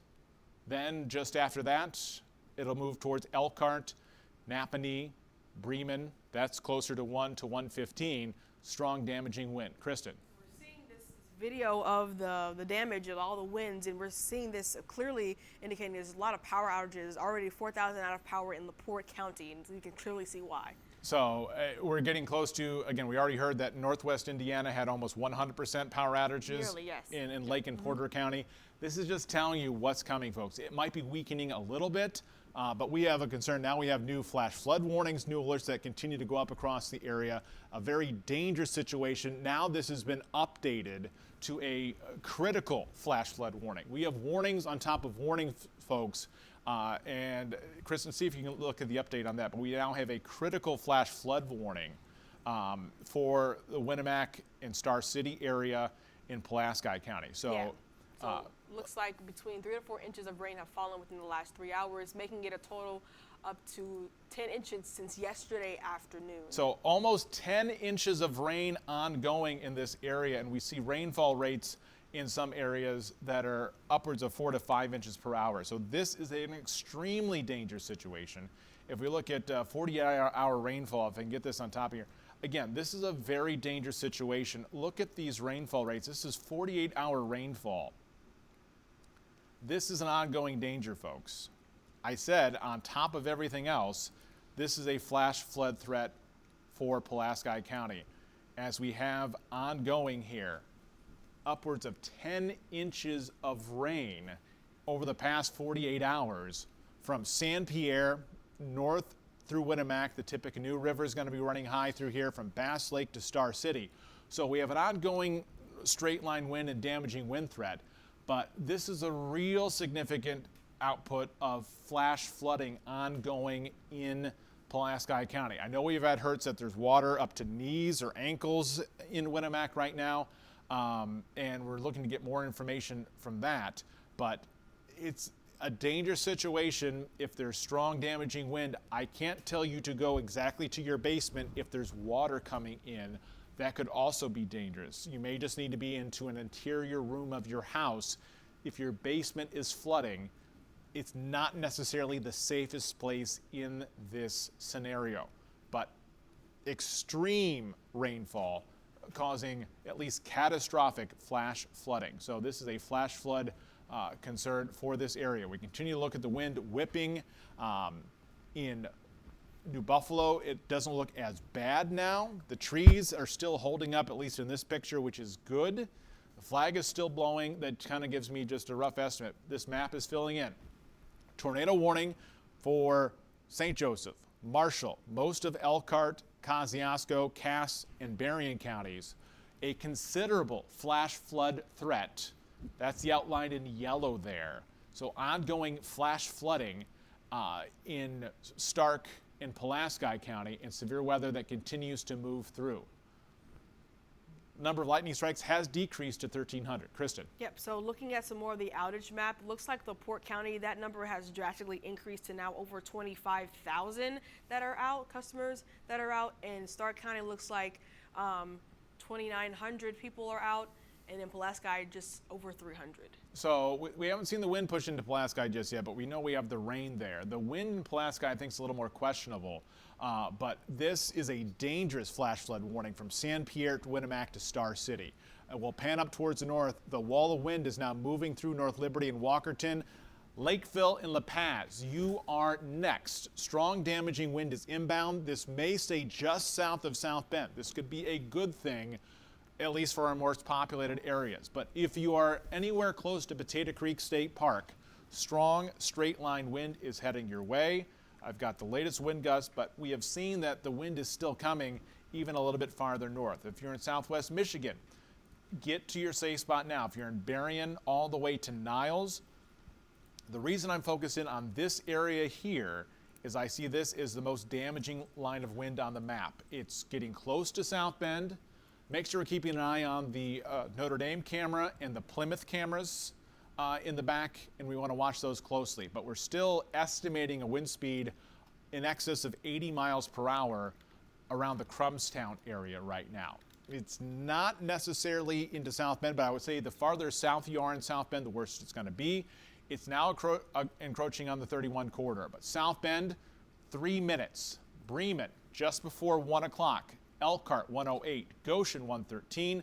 Syracuse, 120. North Webster by 1:30. I'm giving you as much lead time as possible, but if you are anywhere along the Indiana 4 or Pierce Road, Indiana 4 from North Liberty, Potato Creek, Lakeville, then ongoing towards the Wyatt area, get to your safe spot now.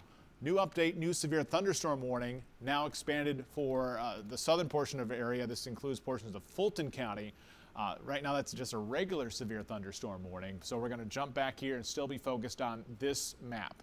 Strong, damaging wind outlined in this bright area of blue, moving into La Paz, bearing down on the Plymouth area, Bremen, onwards towards Wyatt in South Bend. Especially the south side of South Bend, strong, damaging wind is currently inbound. If you are in North Liberty and Walkerton and you still have power, stay in your safe spot.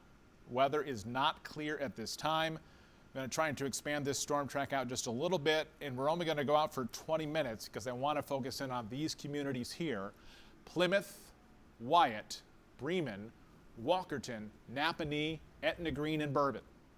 I'm giving you 15 to 20 minutes if you're in Wakarusa, Napanee, and Etna Green. Plymouth, the storm is here. The wind is coming in. You need to get to your safe spot now. The wind is going to pick up. This is going to be a wall of wind. Power outages are going to happen. This is going to last for probably a good 10 to 15 minutes. You need to get inside and be inside and stay in your safe spot. South Bend, you're getting to your safe spot right now. Same goes for Mishawaka. South Bend, Mishawaka, you're on the edge of this. I'm interested to see what exactly happens here because it looks very confident that the strongest wind is to the south of the city, but I'm not going to take any chances the way this wind is fanning out and seems to be a bit of delayed. We've seen the wind back into New Buffalo that it will eventually be coming. But Wyatt, Bremen, and Plymouth, the wind is arriving momentarily. Bremen by 12:58. You've got 5 minutes if you're in Bremen. Also the south side of Mishawaka, Osceola into Bago Township, Wakarusa, Napanee by 104 to 106. Strong, damaging straight line wind in excess of 70 miles per hour. This is a dangerous situation, folks, a very dangerous situation. This tornado warning goes until 1:30, and we're really just getting started with all this. I want to kind of back things up, and we'll look at the strong wind gusts as we kind of look up towards the north. I'm not seeing the returns here, but we saw the picture from New Buffalo. The wind was still looking fairly strong in there. Some of this may be blocked out by the rest of the storm preceding it, but I'm still concerned about southwest Michigan. We're taking this seriously. If we get more reports of damaging wind, this will become more concerning for me. But again, ongoing tornado warning that includes southwest Michigan for the next 30 minutes, but just going based on the radar, the most concerning part is now moving through La Paz and approaching Bremen. That's where we have the Boeing line of thunderstorms. As we've seen this line of storms cut through the area and be very dangerous, ongoing, and widespread. We now have new damage reports that are coming in currently out of LaPorte County. We'll see if we have an update there of at least some wind report information. We saw a near 60-mile-per-hour wind gust at the LaPorte County Airport, and there it is at 58 miles per hour. So we have at least confirmed wind gusts upwards of 60 miles per hour possible. Notre Dame is putting people into their safe spot right now, so we are taking it seriously. Notre Dame is putting all their staff or anyone on campus into the basement of the Duncan Center. So this is a dangerous, ongoing situation. It's about to hit in South Bend. This is still the view in New Buffalo, so we're still seeing the wind rock and roll there. This wind may be lasting for quite a while, and so this is going to be kind of our concern as we watch this. And we're going to switch over to the dome camera because it's going to get kind of dark here, and we'll see this view change possibly multiple times in just a few minutes. So make sure we're ongoing. This map is colorful, and that's not a good thing. Tornado warning for Berrien, Cass, St. Joseph, Marshall, Elkhart, Kosciuszko County until 1:30. Tornado warnings will likely expire for our western counties, but the wind is ongoing and persistent. The skies are just getting dark. It's going to get worse before it gets better as we head towards 1 to 1:30. Starting to hear things pick up here at the station. We'll see how that quickly changes. This is the current radar picture. As we still see in here, the most damaging portion of the storm has moved through North Liberty, now into La Paz. Bremen is next, and Wyatt. South Bend, you're close, but that strong wind is likely back towards New Carlisle. We have a Boeing segment of this storm, especially from Bremen, Napanee.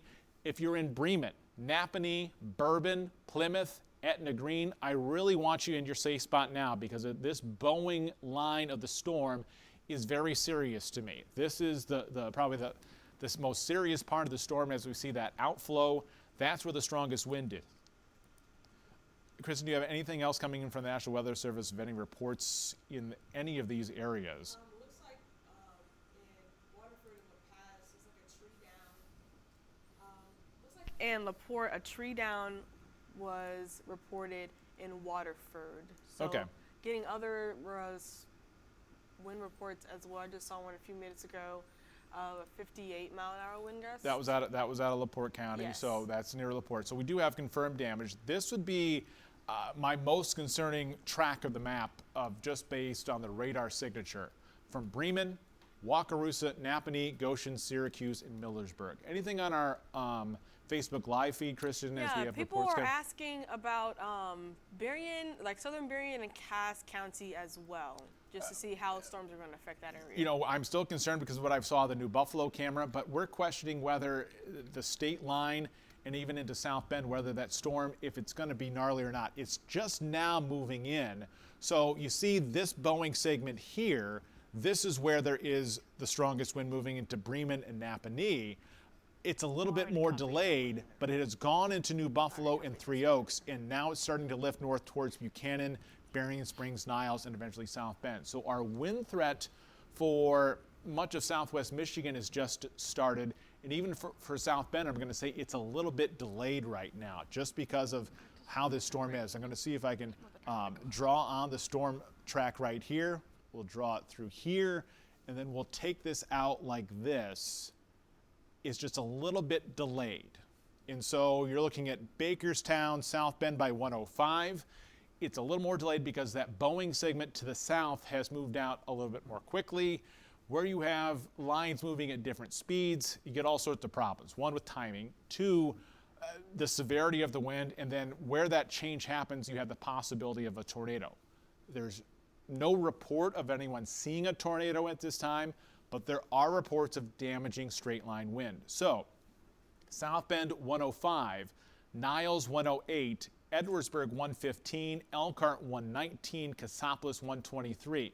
Timing has changed because the line is moving at different speeds. The southern section is moving faster than the northern section, which is problematic in itself for the possibility of producing a tornado.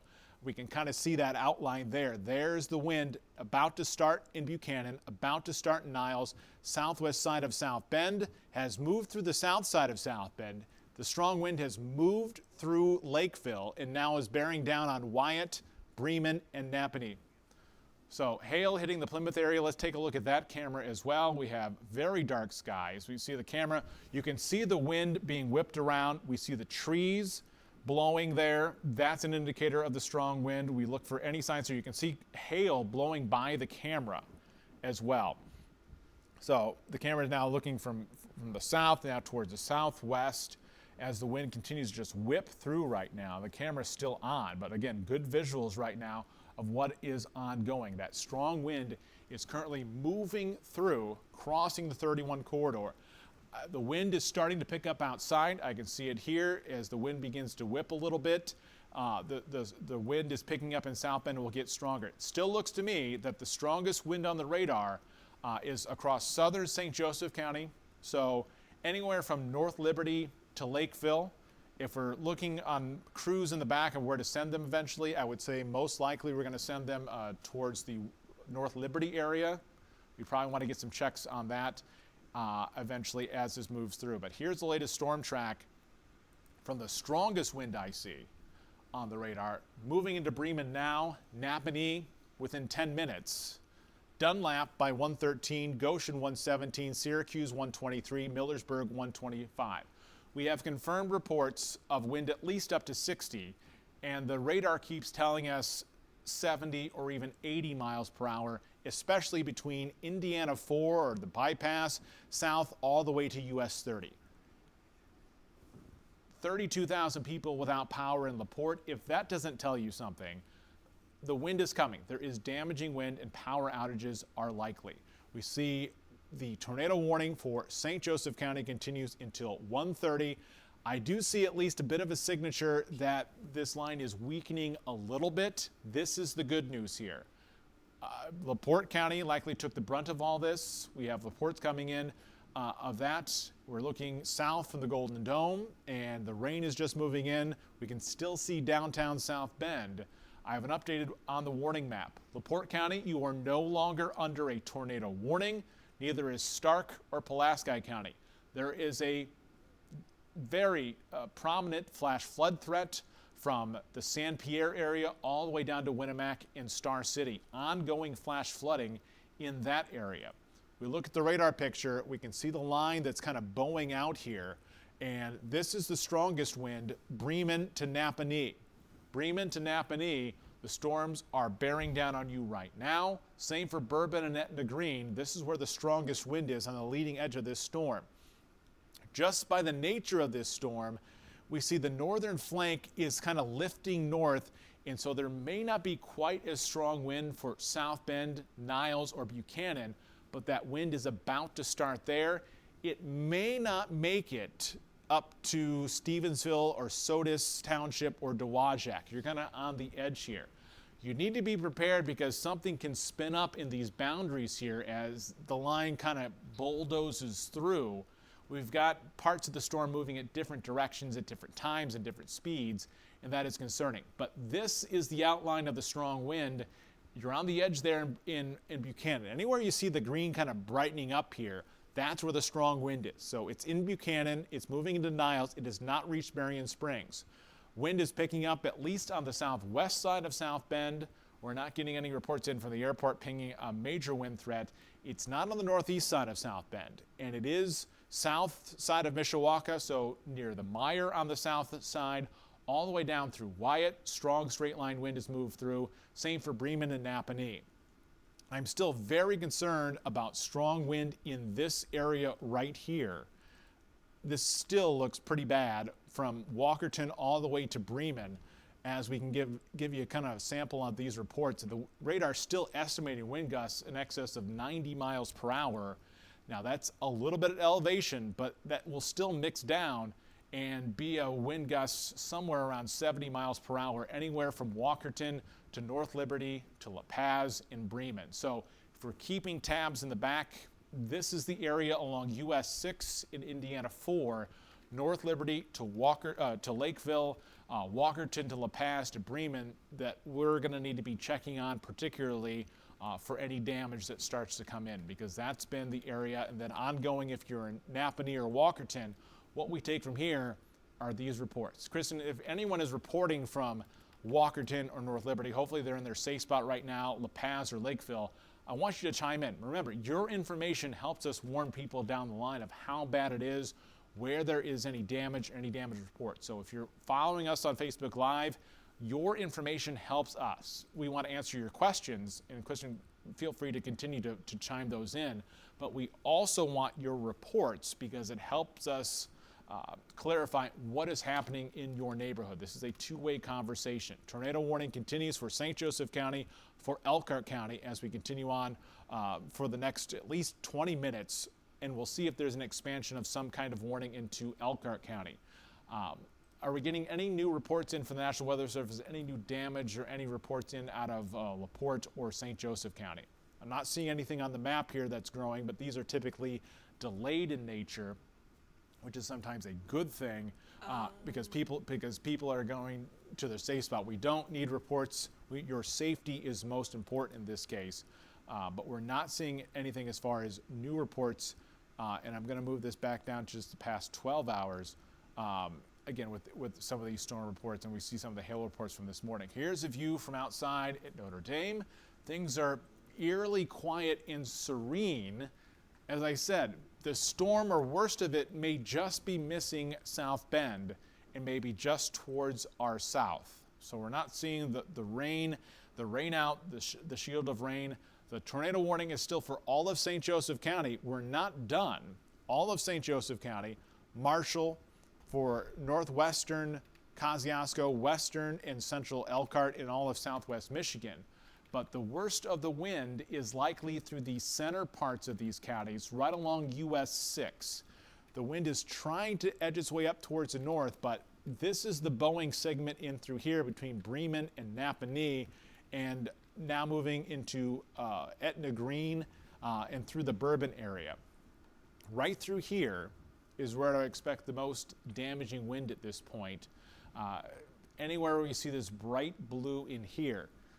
I'm not seeing the trees whip around too much outside in South Bend. South Bend, we might get lucky being on the northern flank of this. Again, there is some wind that's lifting north that has not made it to Berrien Springs, but in through Buchanan and Niles. This is kind of the edge of that wind threat. But notice how we see it change from light green on towards, we see down towards La Paz and Bremen area. That's a big difference as far as the severity of that wind. And so anywhere along the US 6 corridor, now moving into Napanee, eventually towards Syracuse and Millersburg, I want you on standby because this is where the most damaging wind is on the map. I talked about this, that the best case scenario might be a flood threat for our area. And so even if the severity goes down, we still have a lot to talk about as far as heavy rainfall. But the tornado warning continues until 1:30 this afternoon for St. Joseph County, for Elkhart County, for Berrien, and into Kosciuszko County. One thing I want to tell you, though, is if we look at this radar picture, the tornado threat is over for Walkerton, North Liberty, and Coomes Lake. The worst is now through that area. South Bend, we're not done yet. We're still waiting on this area of red to move through. Same goes for Berrien Springs, Buchanan, and Niles. We're on the northern flank of the storm. This was a widespread warning because this was a widespread wall of wind, but there were some uncertainties as to how far it expands. The farther north you are, and the reason we're not talking much about St. Joe and Stevensville and Dowagiac is being on the northern flank, we're not getting a lot of information, at least right now, out of these counties that are telling us of a lot of damage reports. If you're watching us on Facebook Live, even telling us where you're watching and what's happening, even if it's nothing at this point, I'm still very interested, at least right now, as far as what reports are coming in. Any updated reports that are coming in, Kristen, or any photos that you see that you can pass along? It looks like our meteorologist, Dave Caulfield, just sent in a picture from South Bend of a decently large tree that has fallen near a property on a home. So south side of South Bend. So we have strong wind on the south side of South Bend. This may come down to just a big difference between the north side and the south side of South Bend.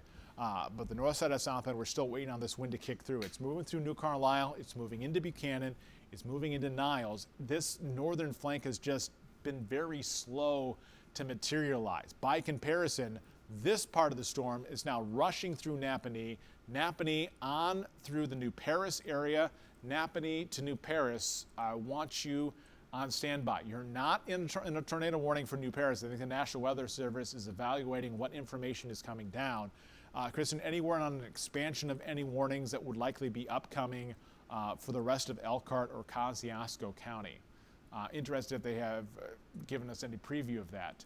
I'm not seeing any word of any expansion. They're just continuing what they have for just Pulaski for right now. Okay, so we have a continuation of the warnings right now. So nothing new is changing. We're at an interesting point from the National Weather Service. I'm not getting an overwhelming volume of reports. We have a lot of power outages out of LaPorte County.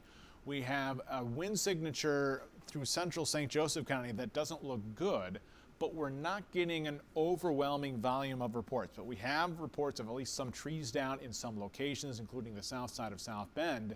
So I'm not ready to give people an all clear, but it does look like this system has kind of rammed through and then gone through some interference. Here we go, new severe thunderstorm warning. So an update. This now for the rest of Kosciuszko County in through Columbia City. This has changed, and this is an important update.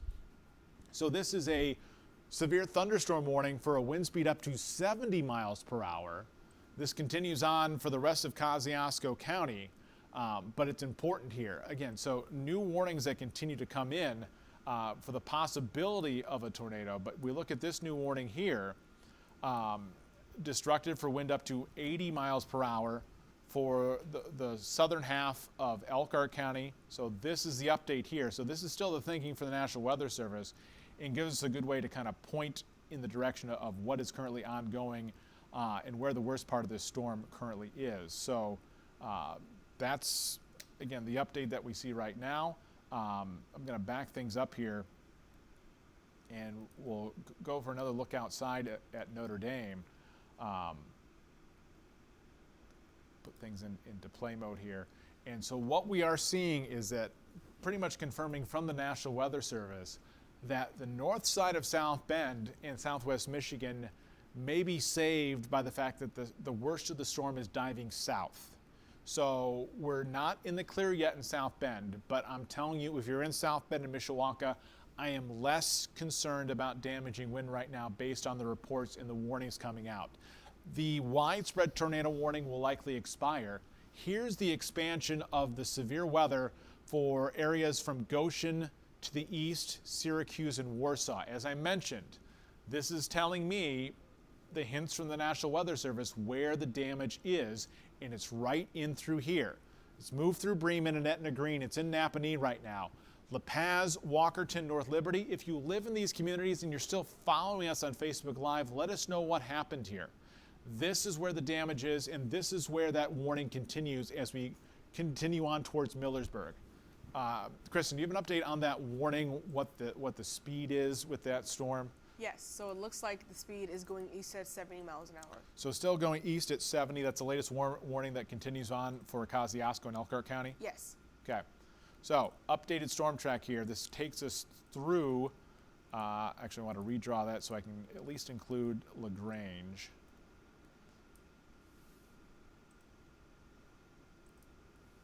It looks like this. Actually, let me back out just a little bit more to get our friends in Warsaw.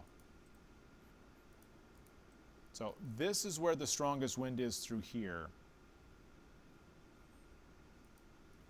And so Warsaw imminent right now. This is the updated storm track.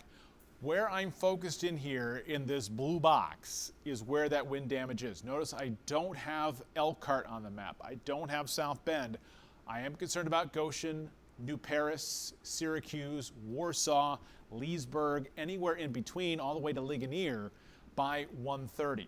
So this is the update. The worst of this, and we're going to stay here on Facebook Live till at least 1:30, but I'll say we're probably going to lean towards 2 o'clock. I am interested where our crews are. I've heard we've had crews in Pulaski County, and if we can start getting some reports or pictures in, we need to start changing into that mode of any reports or photos that start coming in and start displaying those as we head towards 1:30, because we're going to transition from the storms that are inbound to what happened with those storms. But right now, the worst of the wind now entering Goshen and Warsaw, crossing Indiana 15. It is primarily to the south of South Bend and Elkhart, but I can hear the wind picking up outside just a little bit. And I'll go back out again. Here are the current and active warnings. Warnings for southern portions of Fulton County, but the new warning expands for the rest of our area until roughly 1:45 to 2 o'clock. So this is the current picture, and I'm going to back out. We still look outside at the Golden Dome. Trees are now really starting to pick up, so the wind is finally starting to arrive. As I mentioned, it was delayed getting in here, but I can hear the wind picking up. I don't see the trees laying over, which is a clue here that it is windy. I can see trees at least moving outside and some blowing. I just don't see this being the worst case scenario for South Bend. That is a good thing, but the wind is finally here, and we see the storms have kind of lifted through. Let's take a look at the Goshen camera right now. We have that. So this is Violet Cemetery. You can see the wind whipping through here at Violet Cemetery in Goshen, and so this is where the stronger wind is by comparison. It has moved pretty much along the US 6 corridor and US 30. So in through these areas, Goshen, now Syracuse and Warsaw, anywhere along Indiana 15 is where the wind is now, and the worst of this is going to clear within the next 20 minutes. So I'll tell you that. We see the wind kind of whipping through there. The trees are still at least standing there, and it looks like we have a lot of standing water there. Bryce, our producer, is that a view of a river there, or is it? Okay, that is the Elkhart River, so water should be there, but it still looks to be rather high. And again, I am concerned about flooding, and flooding in Kosciuszko County or in Pulaski County is a real concern at this hour. Come back, take a look at the radar picture. We're on a storm track right now.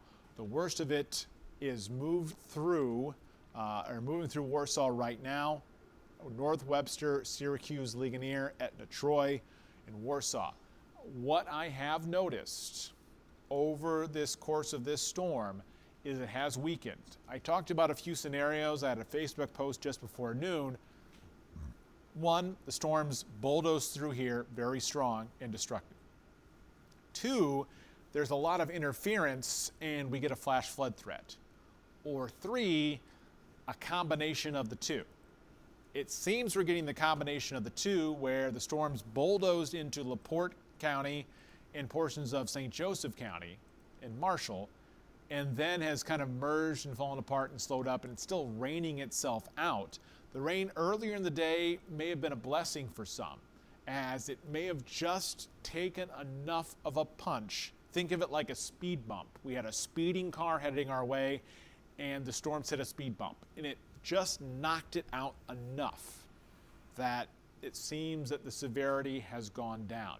We still are registering strong wind from Lakeville on towards Napanee, moving into Syracuse and Warsaw, but this leading edge signature, we're now pretty close to the radar, has gone downward. I want to kind of zoom in here. Looks like the leading edge, or what I call the gust front, has moved closer to the Leesburg area. So I'm always most interested in this view because we're so close to the radar site, which means that it's like taking an X-ray. We have a very good visual because it's at a very good distance to the radar. And so we're still registering a gust front around 70 miles per hour that has likely gone through Walkerton, La Paz, Bremen, Napanee, about to move through Syracuse and Leesburg, North Webster, and Warsaw. This is the area where there's most likely to be damage and power outages anywhere within 20 miles, especially along and south of US 6. So in studio, I know we're checking on probably the Bourbon area. If we get some reports in from there, I'm curious if we get any on-ground reports from there, because it was close to that area where we had 70 mile per hour wind gusts most likely.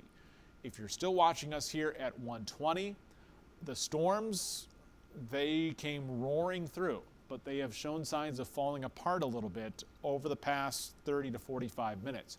Tornado warning still goes until 1:30 for much of our viewing area. We'll outline it here. Here's the progression of this. Storms came roaring out of Chicagoland. As I mentioned, kind of hit a bit of a speed bump, and you can see the movement here. Watch the movement here as the storms kind of hit that bump, and then the severity has kicked more towards the south. That has kept the worst of the storms from hitting or impacting southwest Michigan. It looks like we have some new updates on those warnings that I'm going to rotate back through. Here's a view from Notre Dame. It is actively raining. It is actively raining at Notre Dame, but the lights are on. The trees are swaying a little bit, but this is not that severe. South Bend is no longer under a tornado warning.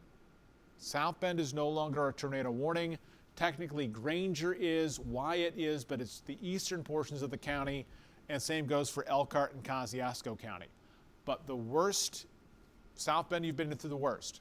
All of southwest Michigan, no longer under a tornado warning. So the severity is coming down. You can tell it in the tone of my voice that I'm still concerned, but we're out of the worst of it. The worst of it is still ongoing for this flash flood warning area. That is a very critical flash flood warning, and I just want to kind of point into that because that doesn't stop. Flash flooding takes hours to go down, and this is a real concern for Pulaski and Stark County, a considerable threat for flash flooding with upwards of 10 inches of rain in that area. Kristen, anything new coming in our Facebook Live? Have we been monitoring that? What are people saying? I'm curious as they continue to chime in. Yeah, just kind of echoing what you're saying, is saying the South Bend is no longer in that warning. There's people in Mishawaka and South Bend saying the rain is beginning to die down, and the winds are calming down as well. So we've kind of gone through unscathed, folks. That's a good thing. The severity continues. We're going to stay on air here until 1:30. And then I'm interested if we get any reports coming in out of Pulaski County for that flash flooding or any photos coming in, we could extend our coverage. But we're going to continue at least until just after 1:30 as the worst moves through here. But the wind threat right now is Leesburg to North Webster, moving through Warsaw on near the Pierceton area. So the worst of all this is almost clear of our area. We'll monitor things even for LaGrange County right now, upwards to the north. Again, the concern is what could be damaging wind upwards of 70 miles per hour. But if you've been watching us, we had widespread blanket warnings. We had some areas that were kind of on the edge. Would the wind verify? It did not. The worst of the winds stayed just south of South Bend, and we're going to wait for more of those reports to continue to come in. We look at our radar picture, we look for those bright areas of green and blue. Even that signature has decreased. In part, we're closer to the radar, we're at a better sample. But there are still some strong wind gusts that have crossed Indiana 15 at Leesburg, heading towards Indiana 13, Syracuse, towards North Webster, the Millersburg area, in southern LaGrange County may see some strong wind. We'll see a change once we see the storm front move through North Webster. We'll start to see it redshift as it starts to move away from the radar site, but still under a tornado warning for technically Elkhart, Goshen, Granger, and Mishawaka until 1:30. South Bend is no longer under the tornado warning, just barely portions of Mishawaka, but I want to let you know that the threat is really coming down to an end in South Bend and Mishawaka. Even though you may technically be under this, the storms, again, they blew up, they were raging, they were intense, but they started to weaken and just took a slight southerly turn. Just enough that the worst of it, and we're still waiting for more reports to come in, that we're going to find a lot of the damage either on the far south side of South Bend or into central St. Joseph County around North Liberty, Lakeville, La Paz, Bremen, in those areas. We're not seeing this map fill in just yet as far as damage reports. Those are often delayed. I encourage people, hold off until the worst of weather is done before we start to see any major reports. Here's a live look outside as we look into South Bend from the Golden Dome. It's raining, but I'm not seeing at least anything that's terrible outside.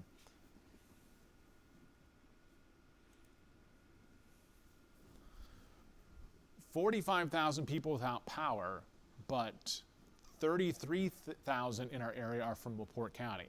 So LaPorte County took the brunt of this. So they got the big punch of wind, and then things started to weaken. We still see some wind blowing through Fiddler Pond Park in Goshen, a couple small wind limbs blowing by, but this is far from the worst of it. And so what we've experienced is we were very concerned about the initial warning. It hit that speed bump of the fact we already are seeing rain before that line of storms, and that just took the oomph out of this line of storms. So here's the current situation, 125, severe thunderstorm watch in pink. That will likely start to come down as we head towards 2 o'clock. This tornado warning is going to expire at 1:30. At this point, I don't have any concern of an ongoing tornado in this area. So at this point, the tornado warning is a technicality until 1:30, and then you have the expansion of the severe thunderstorm warning for the rest of our area, including southern LaGrange County, and that will be ongoing till about 1:45, 2 o'clock. I'll give the latest information on that. And so for this warning,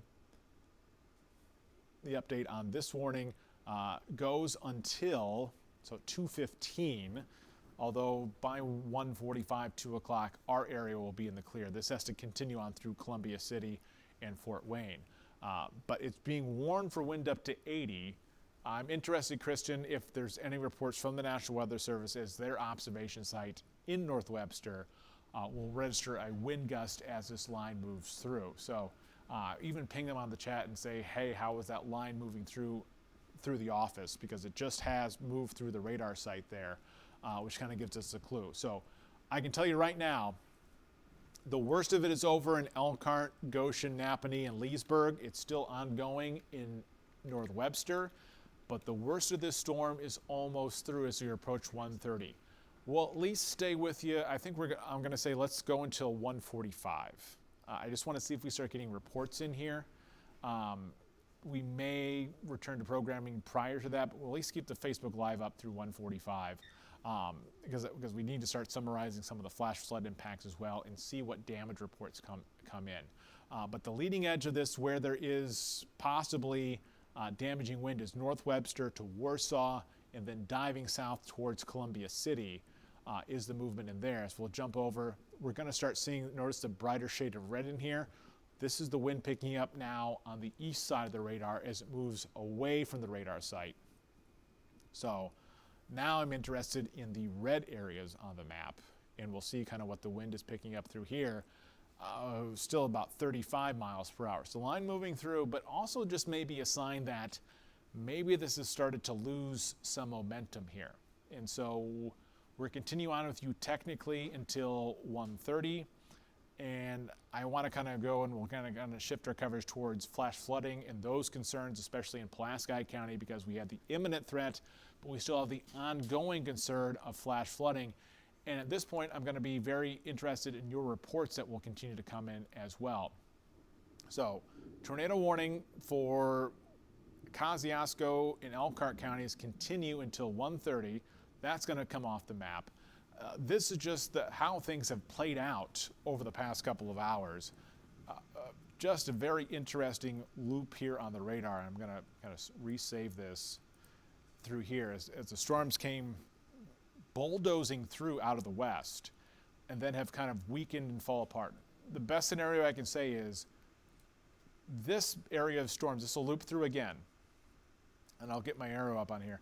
These storms that rained out in our southern counties were the speed bump to the second round of storms, and that just weakened it enough that the storms weakened and we didn't get the worst of it.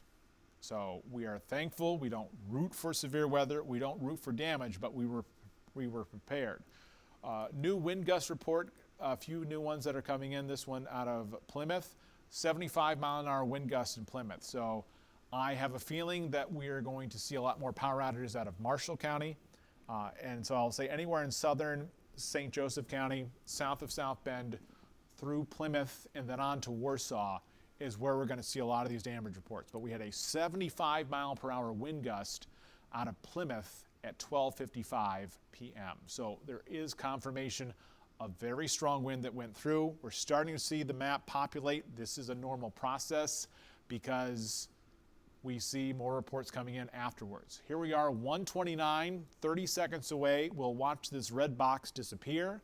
The tornado threat will officially end for our area as the worst of the storm is coming in, but we're still, over the next 15 minutes, going to be evaluating all the damage and as that continues to come in on the map.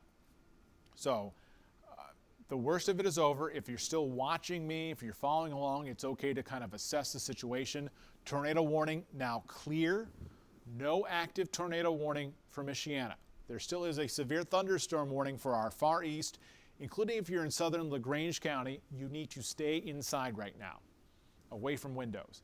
There is an ongoing flash flood threat in this green polygon for much of southern LaPorte into portions of Stark and Pulaski County, including a considerable flash flood threat from San Pierre, North Judson, Winnemac to Star City. That area, you need to stay home or where you are until floodwaters go down. We don't know what is safe at this time.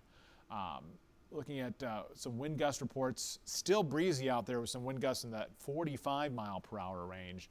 We've had some reports of low visibility. Obviously, with the heavy rain that has moved through, areas of low visibility are persistent, but it looks like the worst of it was missed for South Bend. That is the good news now, is South Bend missed the brunt of all this. Looking at the radar picture, there are storms still lifting north here across Berrien County and into Cass County. Those are not warned. There's heavy rain, and I am still concerned that there could be some flooding in some areas. But the worst of the storm is now exiting our area. It is now, the leading edge has now moved into portions of Noble County. And so that's the good news there. It may clip portions of southern LaGrange County, but we're not seeing any active severe warnings on the rest of our map. The worst is over for us. But I am going to start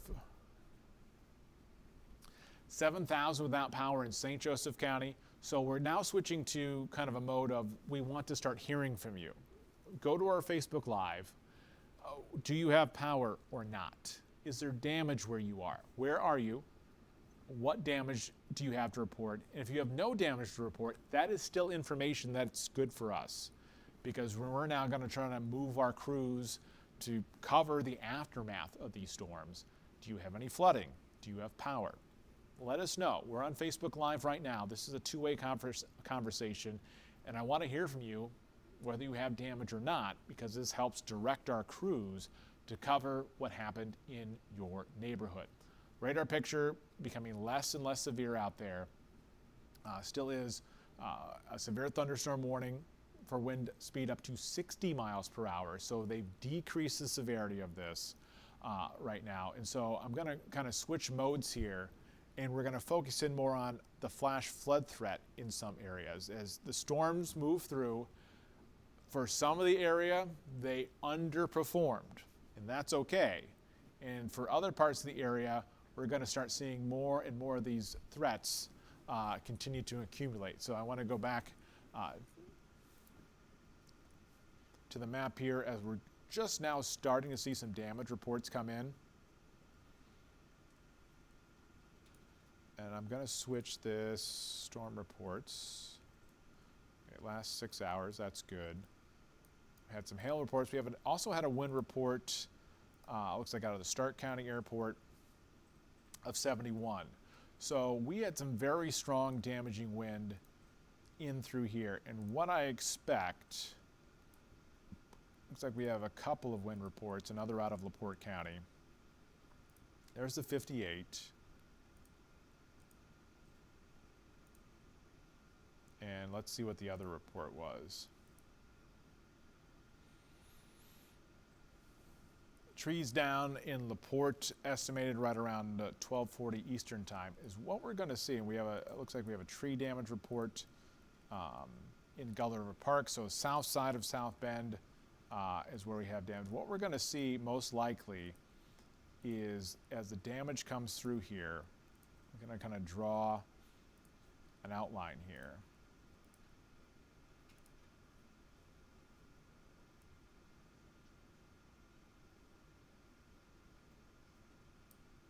In through here is where we're likely going to see a lot of our damage reports. We have the confirmed wind gusts from LaPorte County, Stark County, Marshall County, onwards towards Warsaw.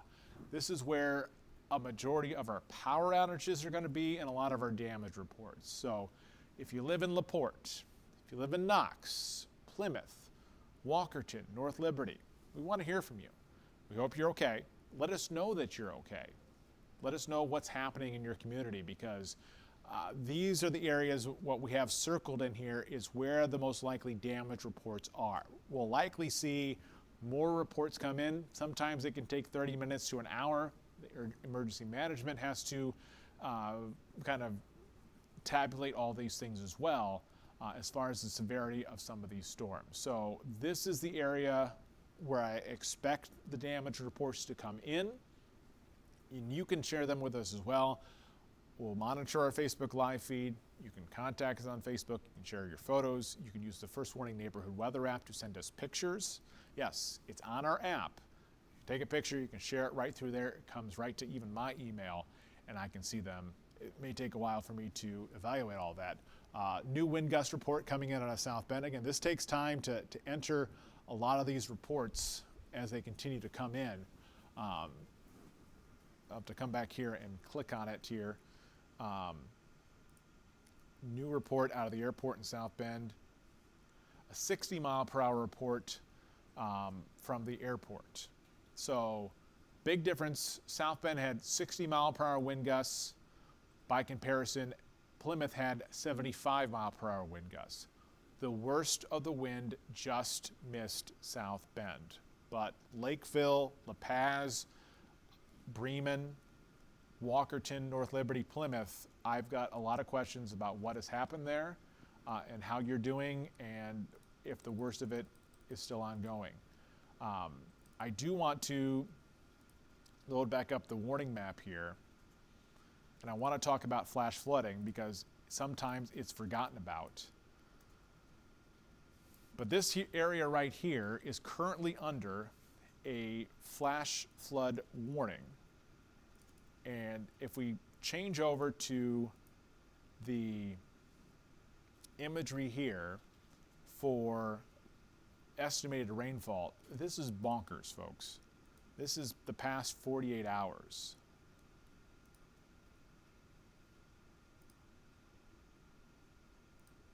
We've talked about our juiced atmosphere. We've talked about all our rain. Now, some of this may be thrown out by a little bit of hail, but there's going to be some real reports in here. And we talk about this over and over. Extreme rainfall is happening more and more.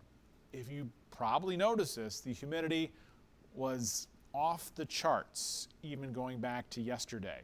And I said, hey, we've got a storm threat, but I'm concerned about a flood threat as well. And this is a very realistic, and these are off the charts numbers for 48-hour rainfall. That's why we're in the red.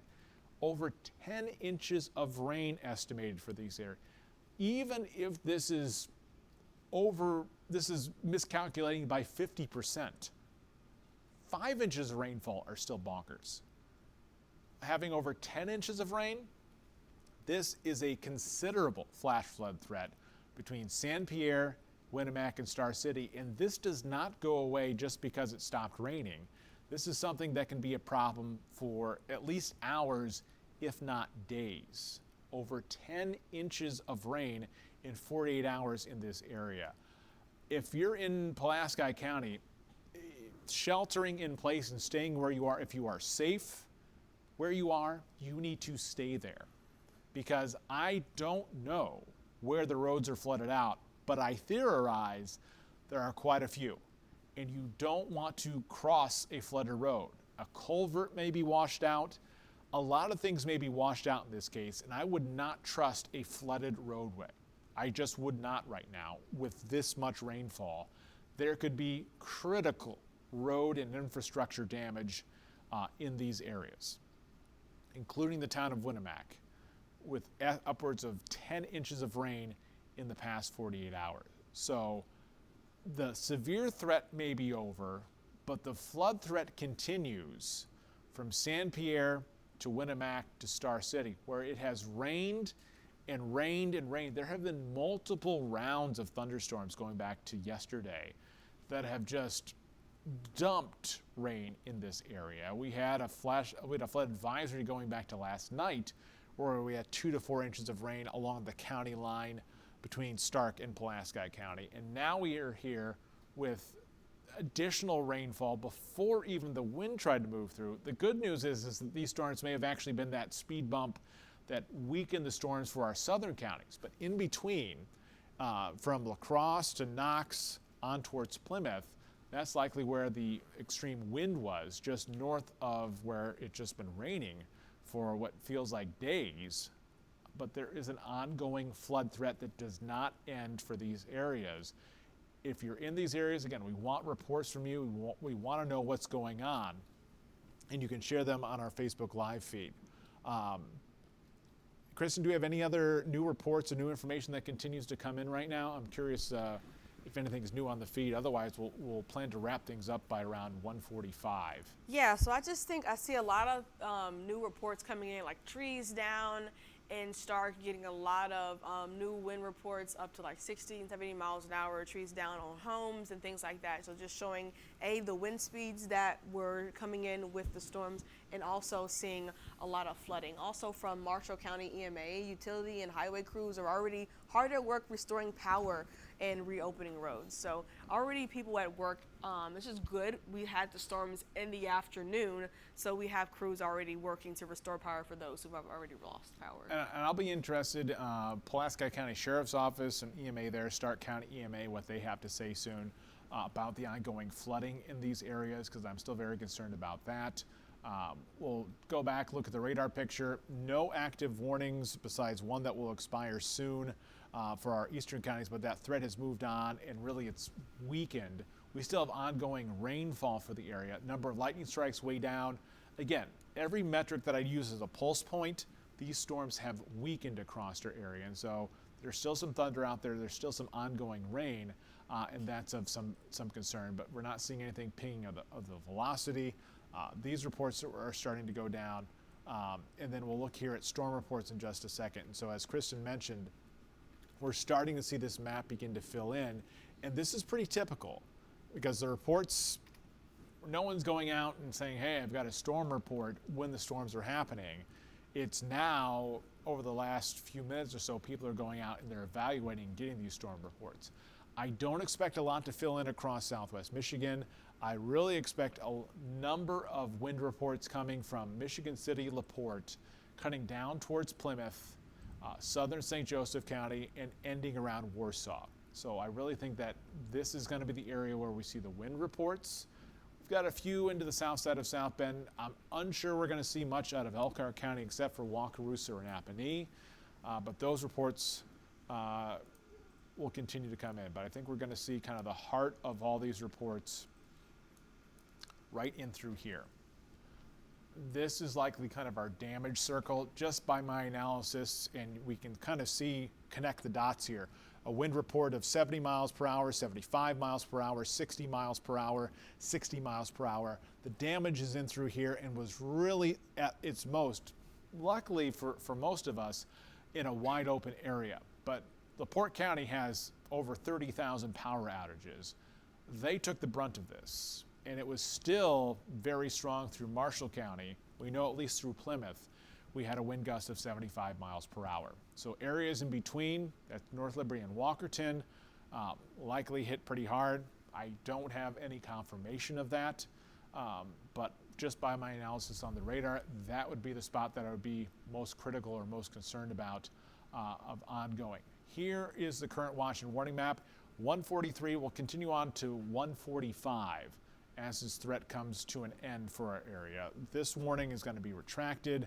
The worst of it is coming to an end. Without much other pinging here on Facebook Live or our live coverage here, we're going to wrap up at 145. I just want to point out, we still have ongoing flash flooding for Pulaski County. If you're in Pulaski County, you need to stay in place. Don't venture out. Roads, if you find them flooded, you might be cut off. But if you're safe, stay where you are. Because flash flooding is not something that just comes to an end after 10 inches of rain in 2 days. That's a real problem. So if you're in anywhere from San Pierre, that's Stark County, Bass Lake, down 35 to Winnemac and Star City, if you're safe, stay where you are for a while.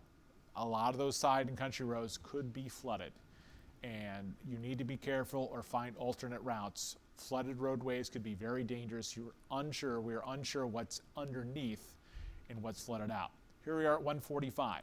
Severe thunderstorm watch continues, but our severity of these storms is ending. The severe threat is ending for the area here at 145. You can continue to share your reports with us on Facebook. You can email them to us. You can use the First Warning Neighborhood Weather app. Thanks for staying with us. The severe threat is coming to an end. We'll keep you posted throughout the afternoon. Stay with ABC 57 News.